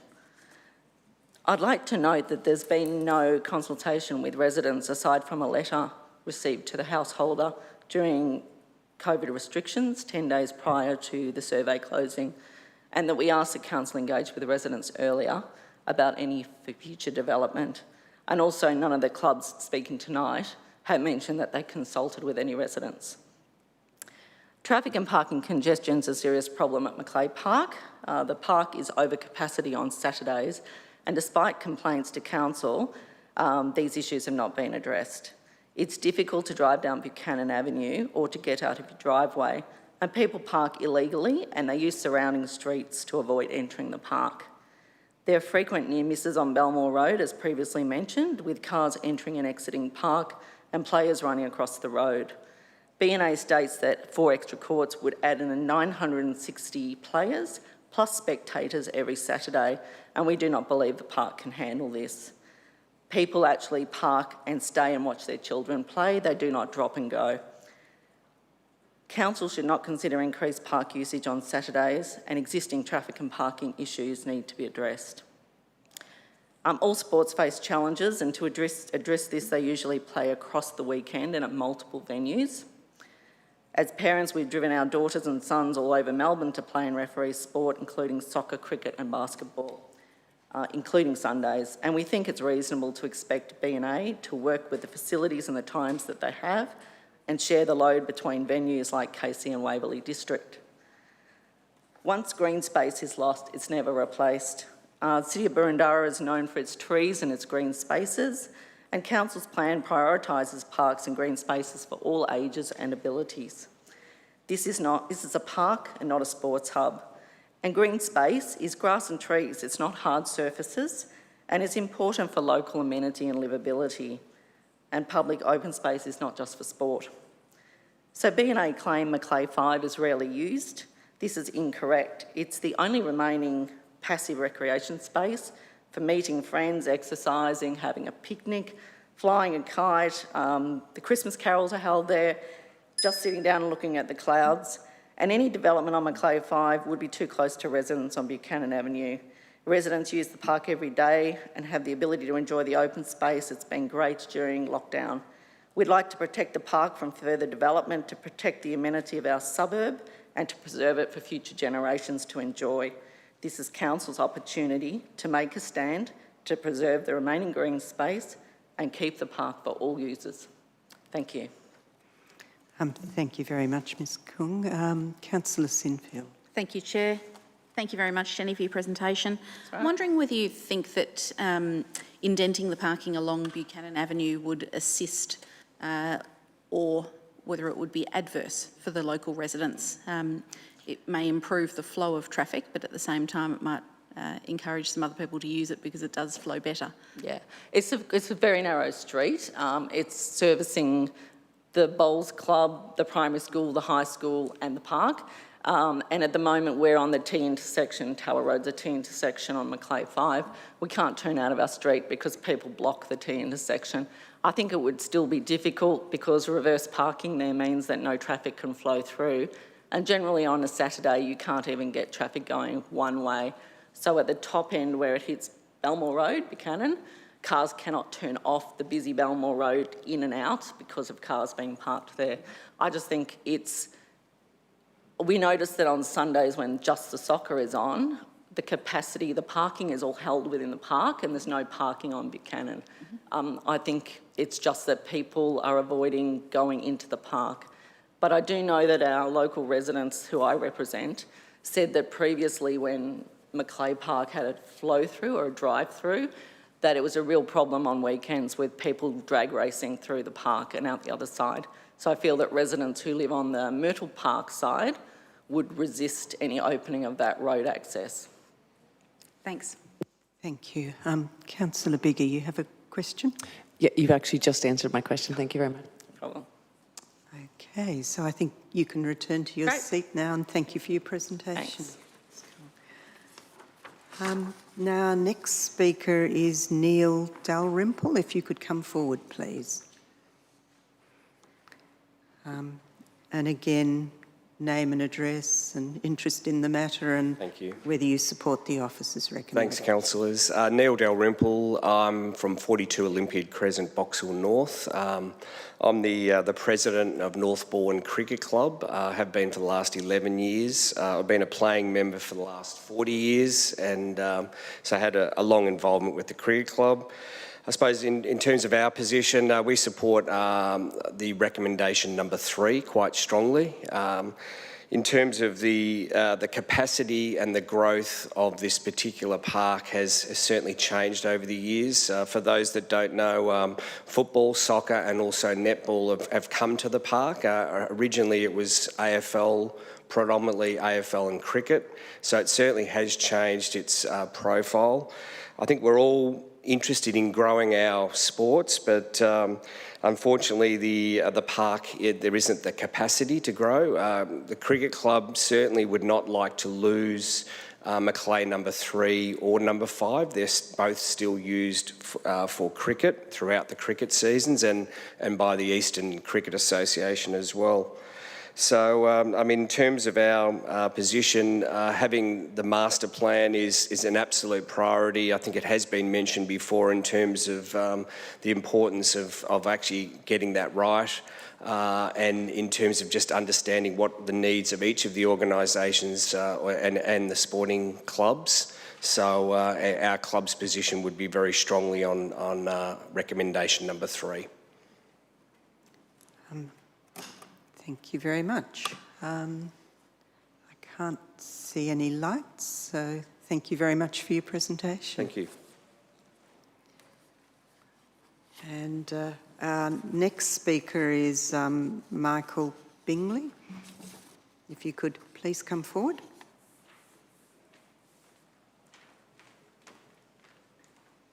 And again, if you could give us name, address, interest in the matter and whether or not you support the officer's recommendation. Yeah, my name's Michael Bingley. I live at 2 Watson Avenue, Mont Albert North. I'm president of the Boroondara Cricket Club, which shares Macleay Park number 3. I've been a resident. I'm not currently a resident of the City of Boroondara, but I have been for approximately 40 of my 59 years. I'd love to still be living in the City of Boroondara, but financially I can't afford to, so I've just moved out a bit. But anyway, in regards to, I'm supporting the point up there in regards to not the main reason for our club is that we are based out of Macleay Park number 3. So the soccer club have mentioned that that's the ground where they'd like to have the additional 4 courts, and that might be where B&A wanted as well. I have seen a proposal which we are strongly against. I'm glad that Neil just mentioned something before, and that was that actually Macleay Park was strongly in a football and cricket orientation for a long period of time. I've been playing at the Burundara Cricket Club since 1980. I'm coming up to nearly 500 games. I love the club, but I love sport. And when I was talking with Tom Scanlon, and I also put in my application, I'm actually not, and our club is not against supporting the B&A for getting some additional courts. And I did actually look at the whole location of where you might be able to maybe make everyone happy, but it's still going to look at, you've got this traffic issue. So with, you could probably have 3 north-south courts lined up against each other, just south of Macleay Park number 5. So yes, you are utilising some space, but I actually believe that you could put, if they needed 3 courts, and obviously it's a good funding from the government, that if moving forward we have to all work together, and that's probably my main issue, is making sure that we can work together. I mean, as a club, we're trying to get our club to get onto a turf ground, but that's a separate issue. Just so I can go back to the past, from when I've been playing at Burundara Cricket Club, we used to be Riversdale Burundara, and we had one of two of our teams based out of Myrtle Park. And then through movements and negotiations with council, because St Barnabas Cricket Club was playing on where the netball courts are, and also the ground beside it, and through movement they wanted to get to turf. They've now got a turf ground on Myrtle West. We were on Myrtle West, and the agreement was with council through the placement of that turf wicket was that Burundara Cricket Club would be placed at Macleay number 3, where we are, and we were told that we'd be able to stay there for as long as we wish, so to speak, as long as we don't do anything wrong. So we've had a very strong relationship with not only Myrtle Park West, but also with Macleay Park number 3. So we are strongly against, if there are to be netball courts being built, we are strongly against Macleay Park number 3 being utilised. We would prefer if there's some way you can utilise some land south of Macleay 5. We'll need to get you to wrap up. Thank you. Yeah, and I'd just like to finish by saying I also agree with everyone regarding the traffic issue. I know that when I've played a lot at the ground there, and the traffic situation is really poor, really poor. So if you are going to go ahead with a whole investigation into the whole thing, yeah, that's something that's obviously very important. And I do feel for the local residents, because myself, even when I drive in and out, sometimes it is dangerous. Okay. Thank you for your time. Thank you very much. I can't see any lights on, so thank you. You can return to your seat. Thanks. Can I just say one more thing? Sorry, I'm sorry. One sentence. Yes, just quickly. As president of our club, where our club has got the biggest junior section within the ECA, we have 5 under-10 sides that play on a Sunday morning. And that's another thing that I said with Tom that I do believe that the Netball Association should look at, and that is splitting. So it's Saturday use and Sunday. If a cricket association can use it on a Sunday morning, then I can't see why junior netball can't do the same. Okay, thank you very much. Thank you. So our next speaker is Ms Tara Royston. If you could please come forward. And again, if you could give us your name, address, interest in the matter, and whether you support the officer's recommendation. Thank you. My name is Tara Royston, and I live at 26 Yeover Road, Glen Iris. And I have been a member at First Northbourne Scouts for 9 years, and I am against the proposal. So during my 9 years, I've made many memories at the Oval number 5, which the netball court, which would like to be turned into netball courts. So from carols in the park and family days, I have lots of memories there. Outdoors activities is an essential part of the scouting movement and lets us connect and appreciate the natural environment. So we use the Oval to practice our outdoor skills. We use it to set up tents, and this is not possible on concrete surfaces.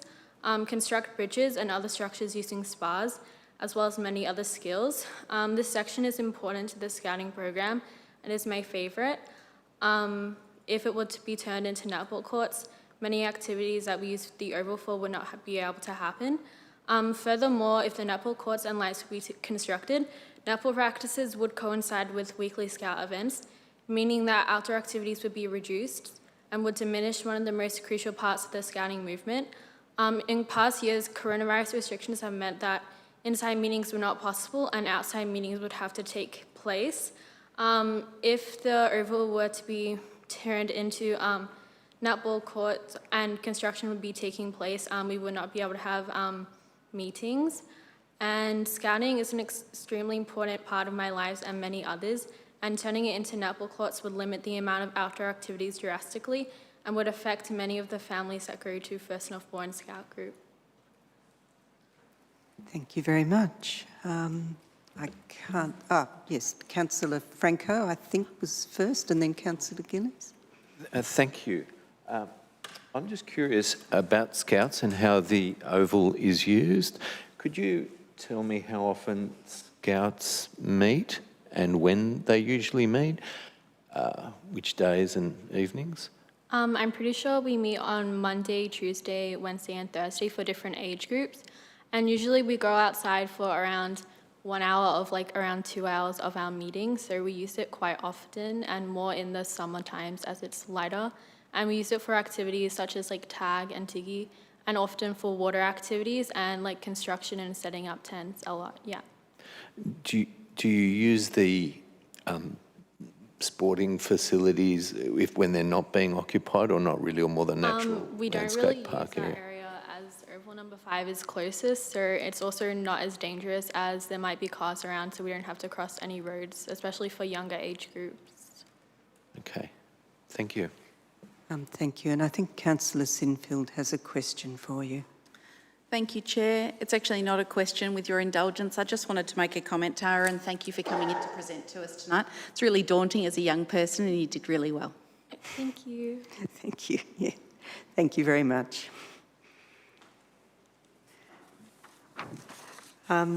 Now, if I could please call forward Mr. Johan Anderson.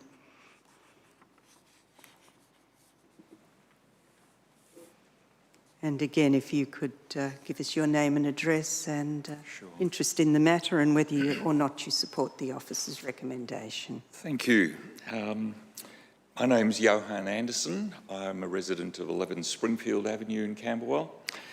My interest in the matter is that I'm the District Commissioner for Scouts in Boroondara, and I'm here to represent First Northbourne Scout Group.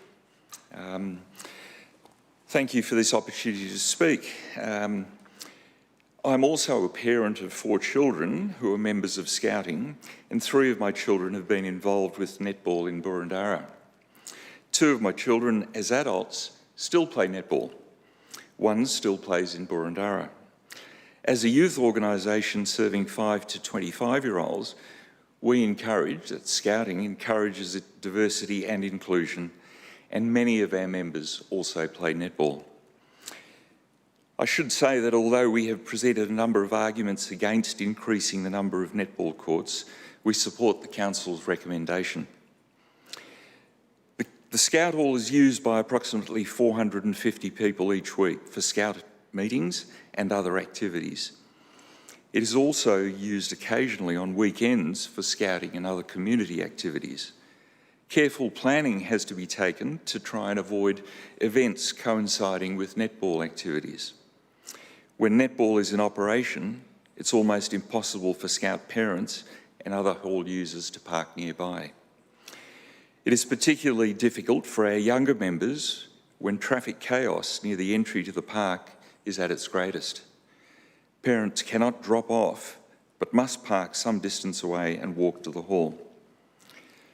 We do not object to the additional lighting, particularly if it is contained to the existing netball courts, but we raise concerns about the extended hours of usage and the consequent additional traffic that brings. We also raise concern about additional usage and traffic on a Sunday. Regularly, the group needs to access the hall on a Sunday, for example, for return of camping equipment, and the additional traffic and parking close to the Scout Hall makes entry very difficult. The Scout Group, which has been in operation at Macleay Park since 1944, is totally staffed by volunteers and relies heavily on fundraising to maintain its resources and to deliver the Scout program. The major fundraising activity for the group is selling Christmas trees in late November and early December. Access to the hall for tree sales is very difficult when netball is in operation. And the group has received feedback from potential customers that they have gone elsewhere as they couldn't get into the park. Extended netball hours into Sundays will adversely affect the group's fundraising activities even further. I've only been in this role for a short time, but I understand the group has made representation to Council in the past regarding the problems of parking and traffic management. We reiterate those concerns and ask that due consideration be given to improvements to traffic management and parking in the area of the netball courts and Scout Hall, and of course for the other users. And we improve pedestrian access from the car park on Belmore Road to the netball pavilion and car park. Thank you. Thank you very much. Can't see any lights on, so thank you for your presentation. Thank you very much. Thank you. And if we could please now have Miss Liz Chen.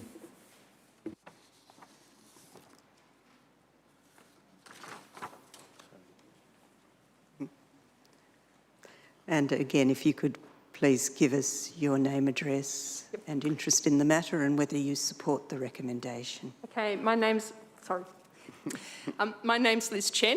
I've lived in Tower Road with my husband and now family for the last 33 years and have loved the area very, very much. We've also been Scout leaders for 9 years, involved in youth groups and directors and producers of carols in the park since 1990, of which the last 10 years have actually been down at Macleay Park and previously at Lee Park, which we'd actually outgrown. So additionally to that, I've also had 2 girls out of my 3 children, one being a high-performance gymnast, requiring me to drive to Waverley 6 days a week, talk to me about driving a commitment, 30 hours a week commitment on top of VC last year as well. So I do understand the BNA's requirements, having commitments to tennis as well as to swimming, athletics, schooling in the area has been a very big part of our lives in the past as well.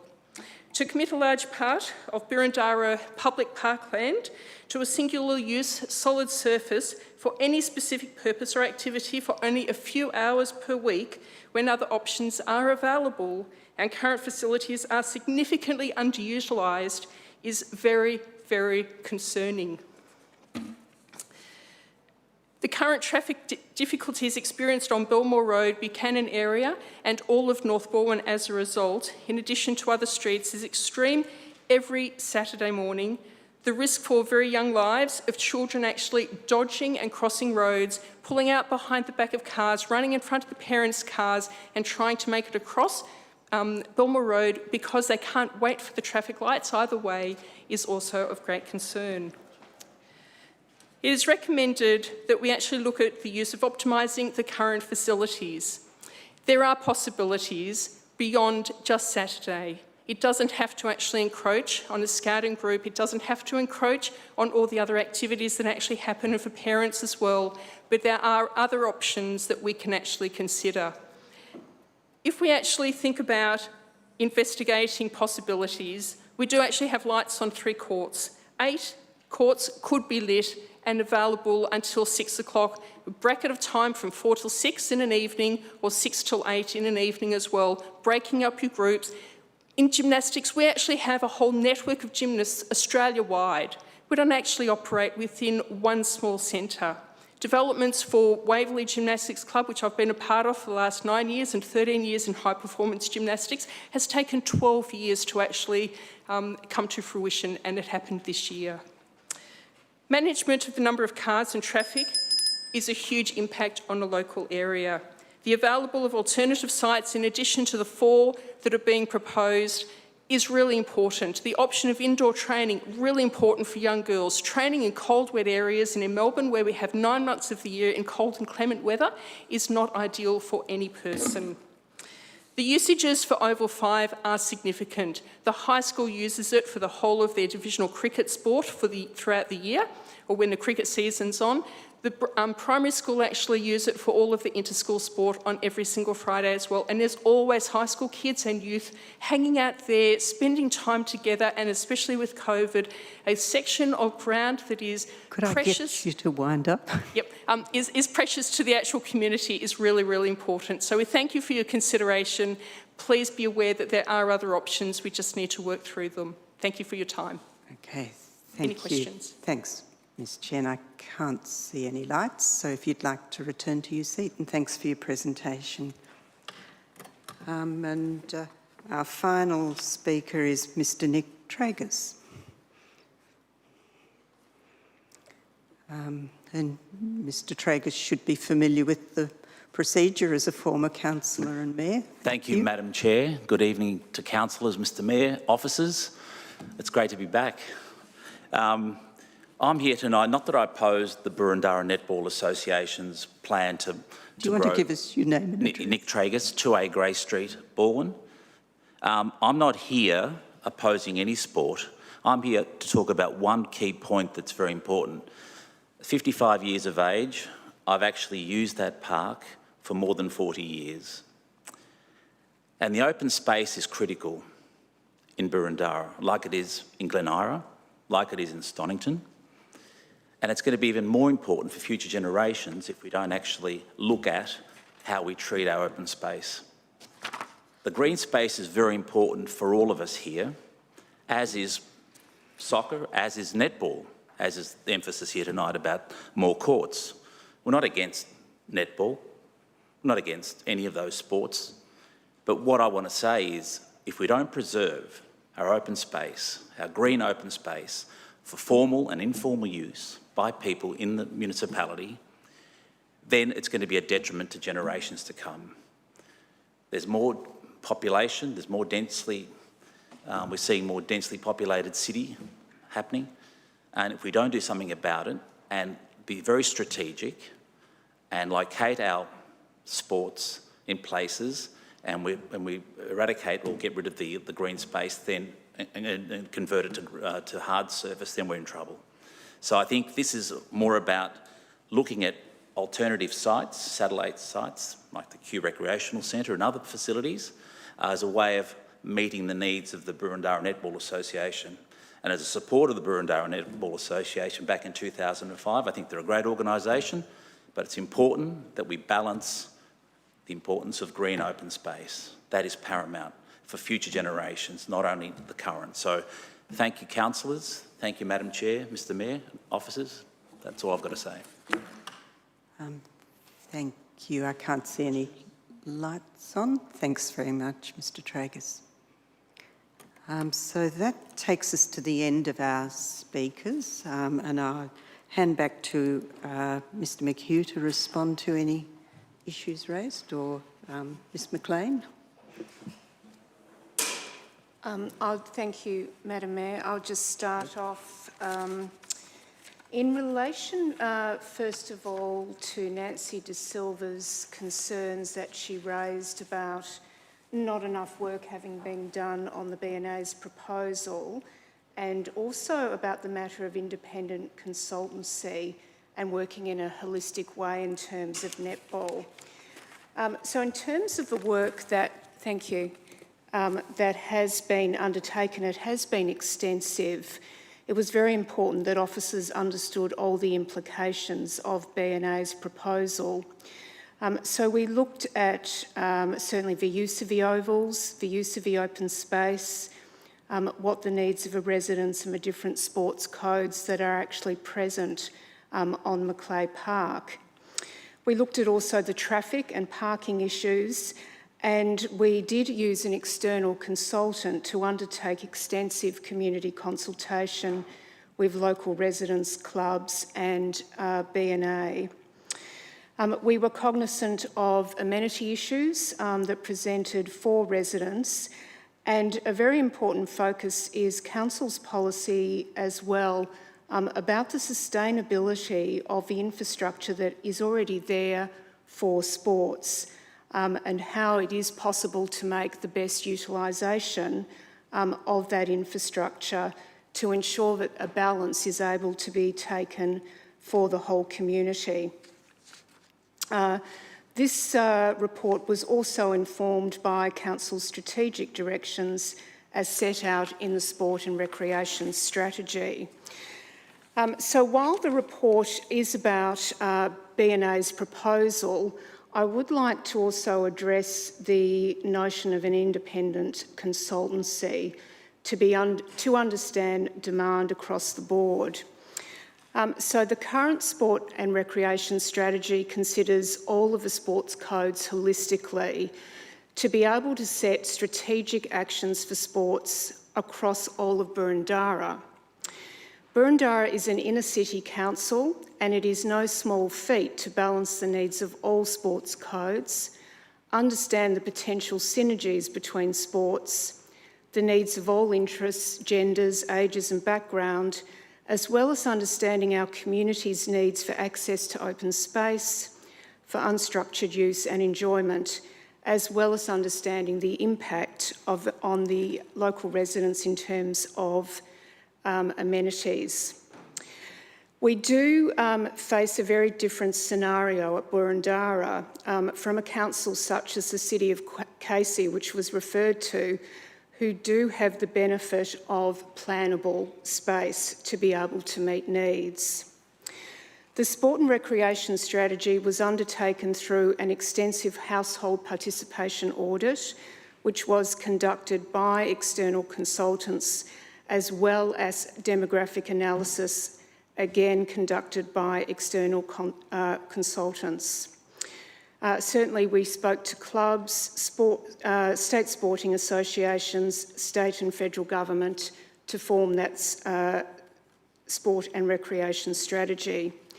We are now in the process of gearing up to undertake a review of that and have already completed a household participation audit which has been done by external consultants. I would like to mention that the outcomes of a present sport and recreation strategy have actually been extensive and has seen extensive take-up of existing infrastructure that's been available to be able to meet sporting codes needs as well as diversity. So Council has had the Diversity Improvement Pavilion program. Kew Recreation Centre is being redeveloped not only to meet a very large range of needs than previous, but also incorporated 2 new stadiums which will assist high ball sport, including netball. We've undertaken extensive advocacy with the state and federal government and have been able to secure funding for a sports redevelopment which will happen adjacent to the Fritz Holzer Park, which again will include 2 indoor stadiums. We've worked with schools to be able to maximise the amenities that they have there, and likewise how they can best use our facilities as well. We are very happy to work with the Netball Victoria. We have been seeking to engage with them during this process, but we do look forward to a more thorough conversation with them around increasing and supporting netball in Boroondara. Thank you. Thank you. Now, I'm aware we're coming close to 6. Would people like to adjourn or will we press on? We're very close to 6. I was going to put my motion if there are no questions. We can't or we can? Okay. I'll just check if there are, yes, we'll check if there are any other questions first. Thank you. Councillor Watson, you have a question? And then I'll come back to you. No, thank you. My apologies, Madam Chair. Sorry, no, if you don't have a question? Does anyone else have a question for officers? Councillor Gold. Just very quickly, I've heard a number of times tonight the idea of a master plan being mentioned, and that may have already taken place.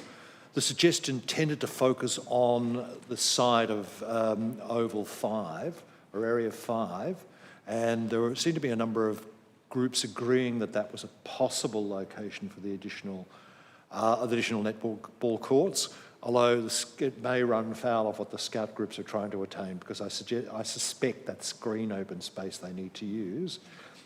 Is there justification for having a harder look at how we make this park work or not, or do we believe those options have been already properly canvassed?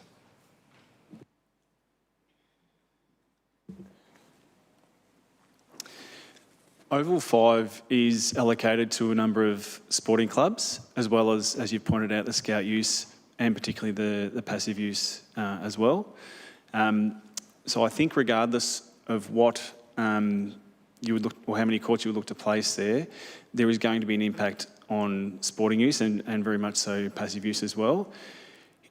We have looked at it, and even putting less courts in is not going to achieve the outcome desired, and particularly without removing trees. There are a number of trees in that area as well, and it's not something that, as officers, we'd be supporting. Thank you. Now, I can't see any other lights on for questions, so Councillor Sinfield, do you foreshadow a motion? Thank you, Chair. Yes, I do have a motion. It is different from the officer's recommendation and request that be put on the screen. Thank you. I'll speak to that when you're ready. Thank you. Can I just, you've got your light on to second, Councillor Watson? A little prematurely. But what's up on the... I'd be looking to support Councillor Sinfield. What's up on the... Is it up on the screen yet? It is. Yep. Yep. I'm happy to second the motion put forward by Councillor Sinfield. Okay, and just for the benefit of the mover and the seconder, is anyone opposed to that motion? Okay, so I have some questions about it that I'm happy to ask, but I may support it.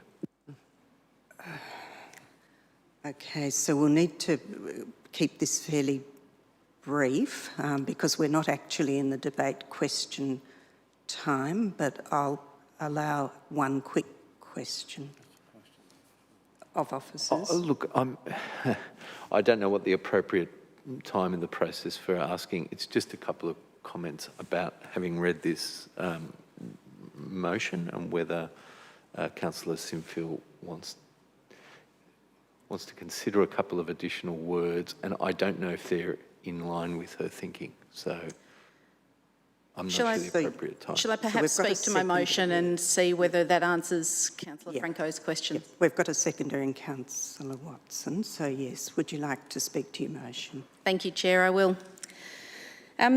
Before I do speak to the motion, though, I'd just like to start by acknowledging, thanking and congratulating Dr Sue Redditch, who has been the passionate president of Burundara Netball Association since inception many years ago. And in that time, as we've heard, the Netball Association has grown in size and provided wonderful opportunity to kids, predominantly girls, across Burundara and well beyond Burundara as well, to participate in the great game of netball and be a great part of the community.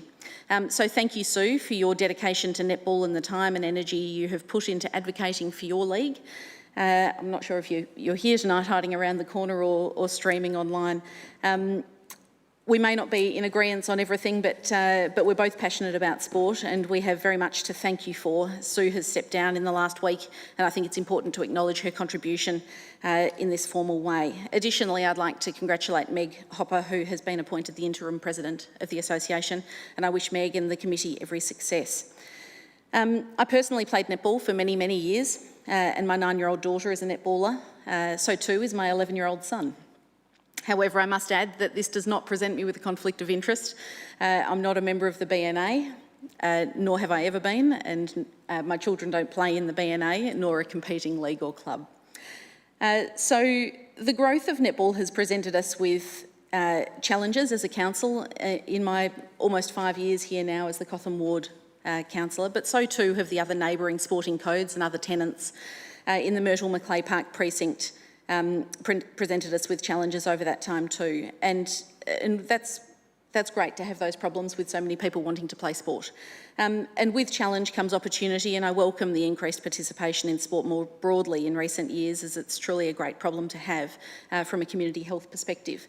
I've enjoyed increasing the funding towards female appropriate pavilion upgrades, which has seen $8.9 million allocated over the last 3 financial years to deliver these pavilion changes to meet diversity and inclusion objectives.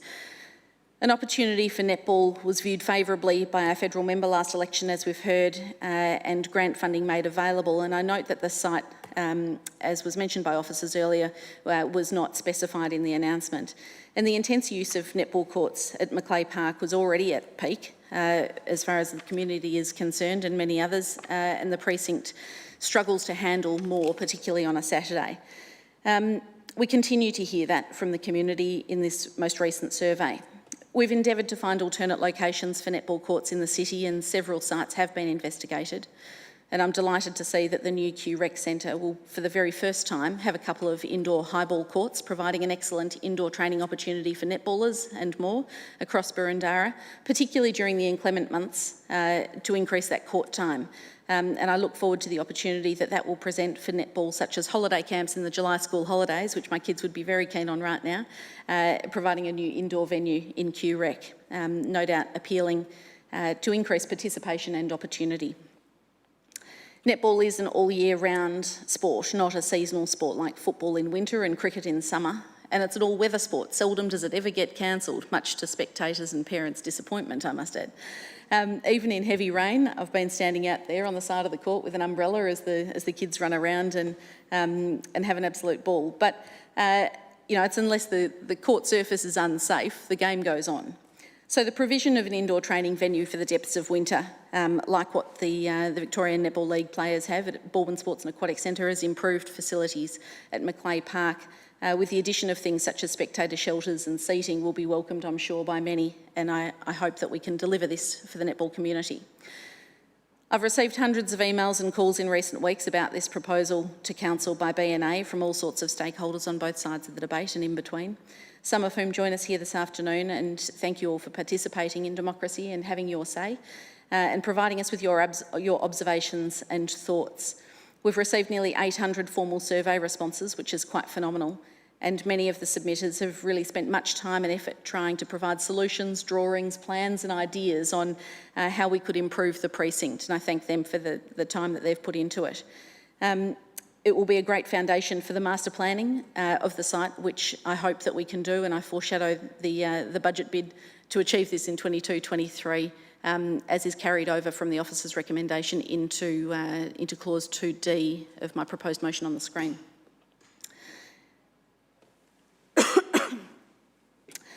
It's imperative that everything is done to better utilise the current courts, though, and that's a sticking point for me. I've worked on this motion, which is a little different to the officer's recommendation that appears in the report, and I'd like to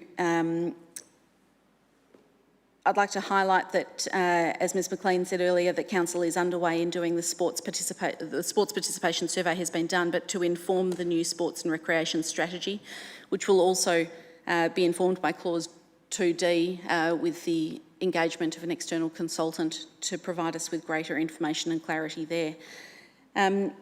That's in response to emails and information that I've received from Netball Victoria in advance of this meeting, so I've tried to take your requests and your suggestions and observations into account.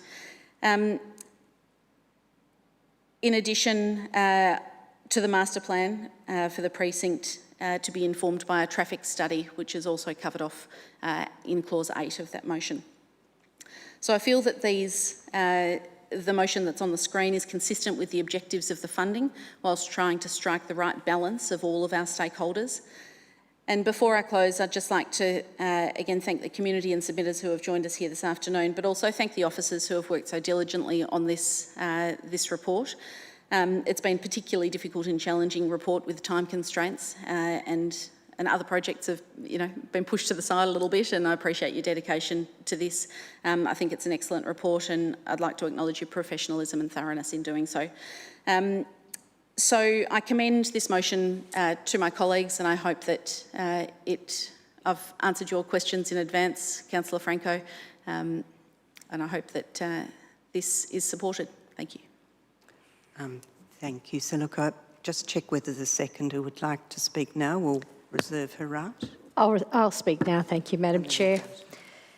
Thank you. I thank those who have come in and presented today, and also fully endorse the comments that have been made by Councillor Sinfield.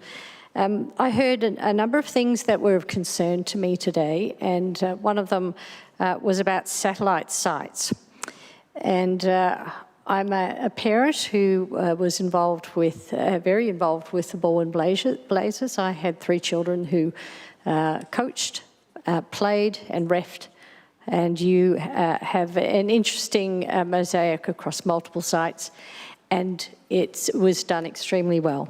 I'm also a past president and life member of the Greythorn Park Tennis Club, and was the convener for the junior sports, and also am aware of how challenging it can be to manage off-site locations when you have different surges, as you do from time to time in junior sport, and you need to acquire extra courts. It's not easy, but it can be done. And volunteer burnout was another thing that was mentioned by soccer.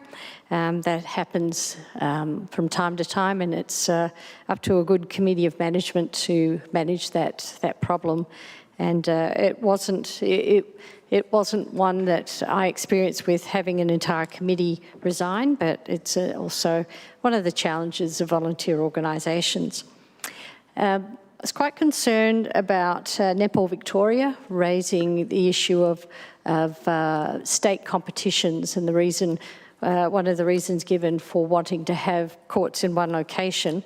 And I think that our residents probably would have viewed that notion with a little surprise, and also a matter that they perhaps would have wanted to know a little bit more about, what to involve, how many cars, how long, all sorts of things.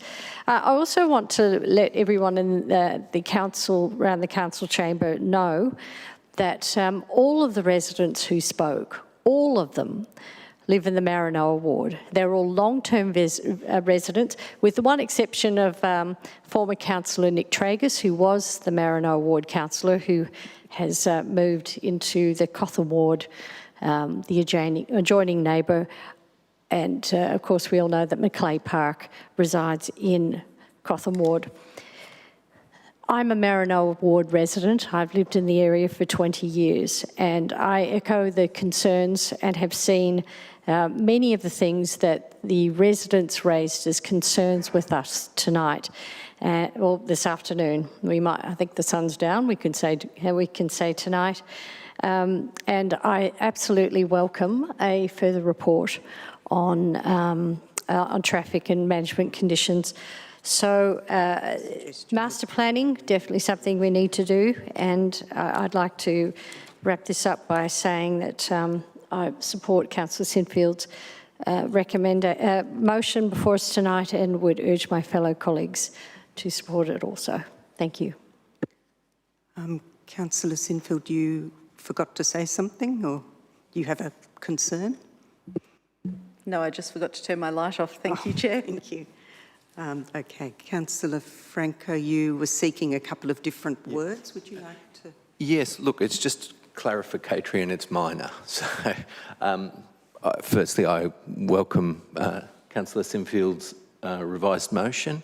I echo all the comments Councillor Sinfield has made, and just to add to it, I welcome all the contribution of all the residents and volunteers who've come here to speak today. Reading the motion and just reading point 4, which states, write to the federal member of Kooyong, the Honourable Josh Fryden MP, advising of the decision and providing a copy of this report and resolution. I wonder if we're also actually advocating for it, and whether we should say and advocating. If point 2 says we're asking B&A to seek that variation, and I think we're agreeing to it, and we're proposing that it's a good idea, rather than just sending a neutral letter to the federal member, whether we should go further and say that we'll contribute to that and advocate, perhaps some words, and advocating in support of the funding resolution. So that's one, and I don't know if that's in line with your thing. I suspect it is, but I just didn't see it there in the motion. So, and I'll just check officers would be comfortable with that before we move on to the... Yes.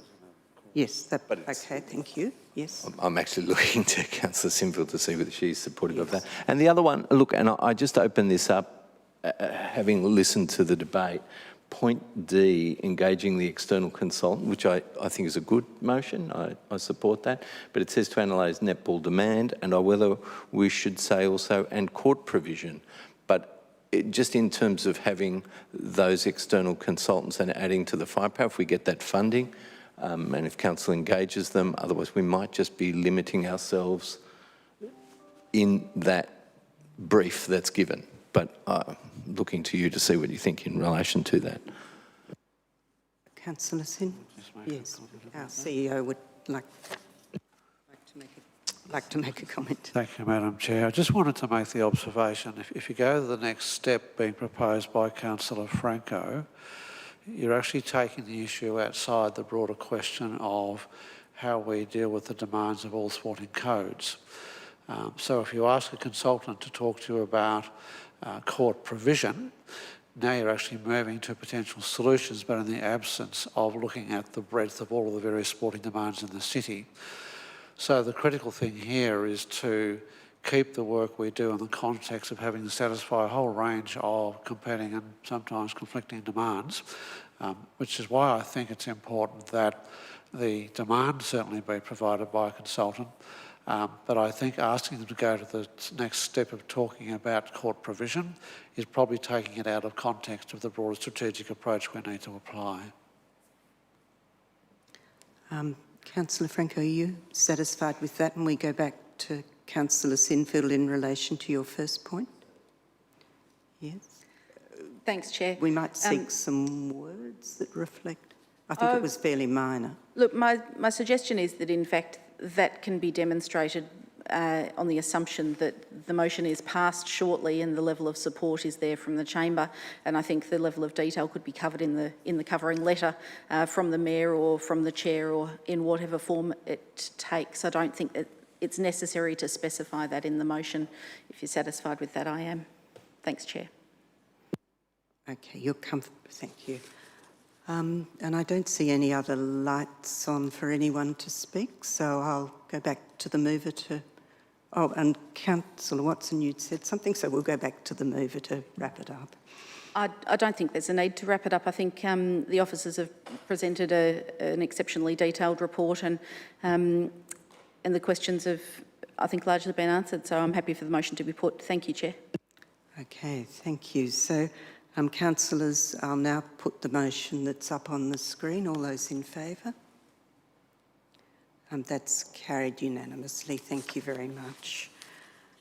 So we'll now move to general business. Are there any matters of general business? And thanks to the officers.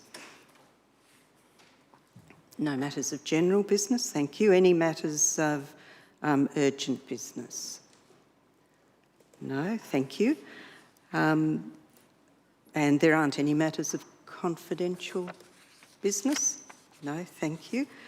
So look, thank you to all of those in the gallery for your attendance. And I'd just like to thank all of you who've joined us online this evening, as well as those in the gallery, and to wish everyone good health in these complex times. And I declare the Services Delegated Committee closed. Thank you very much.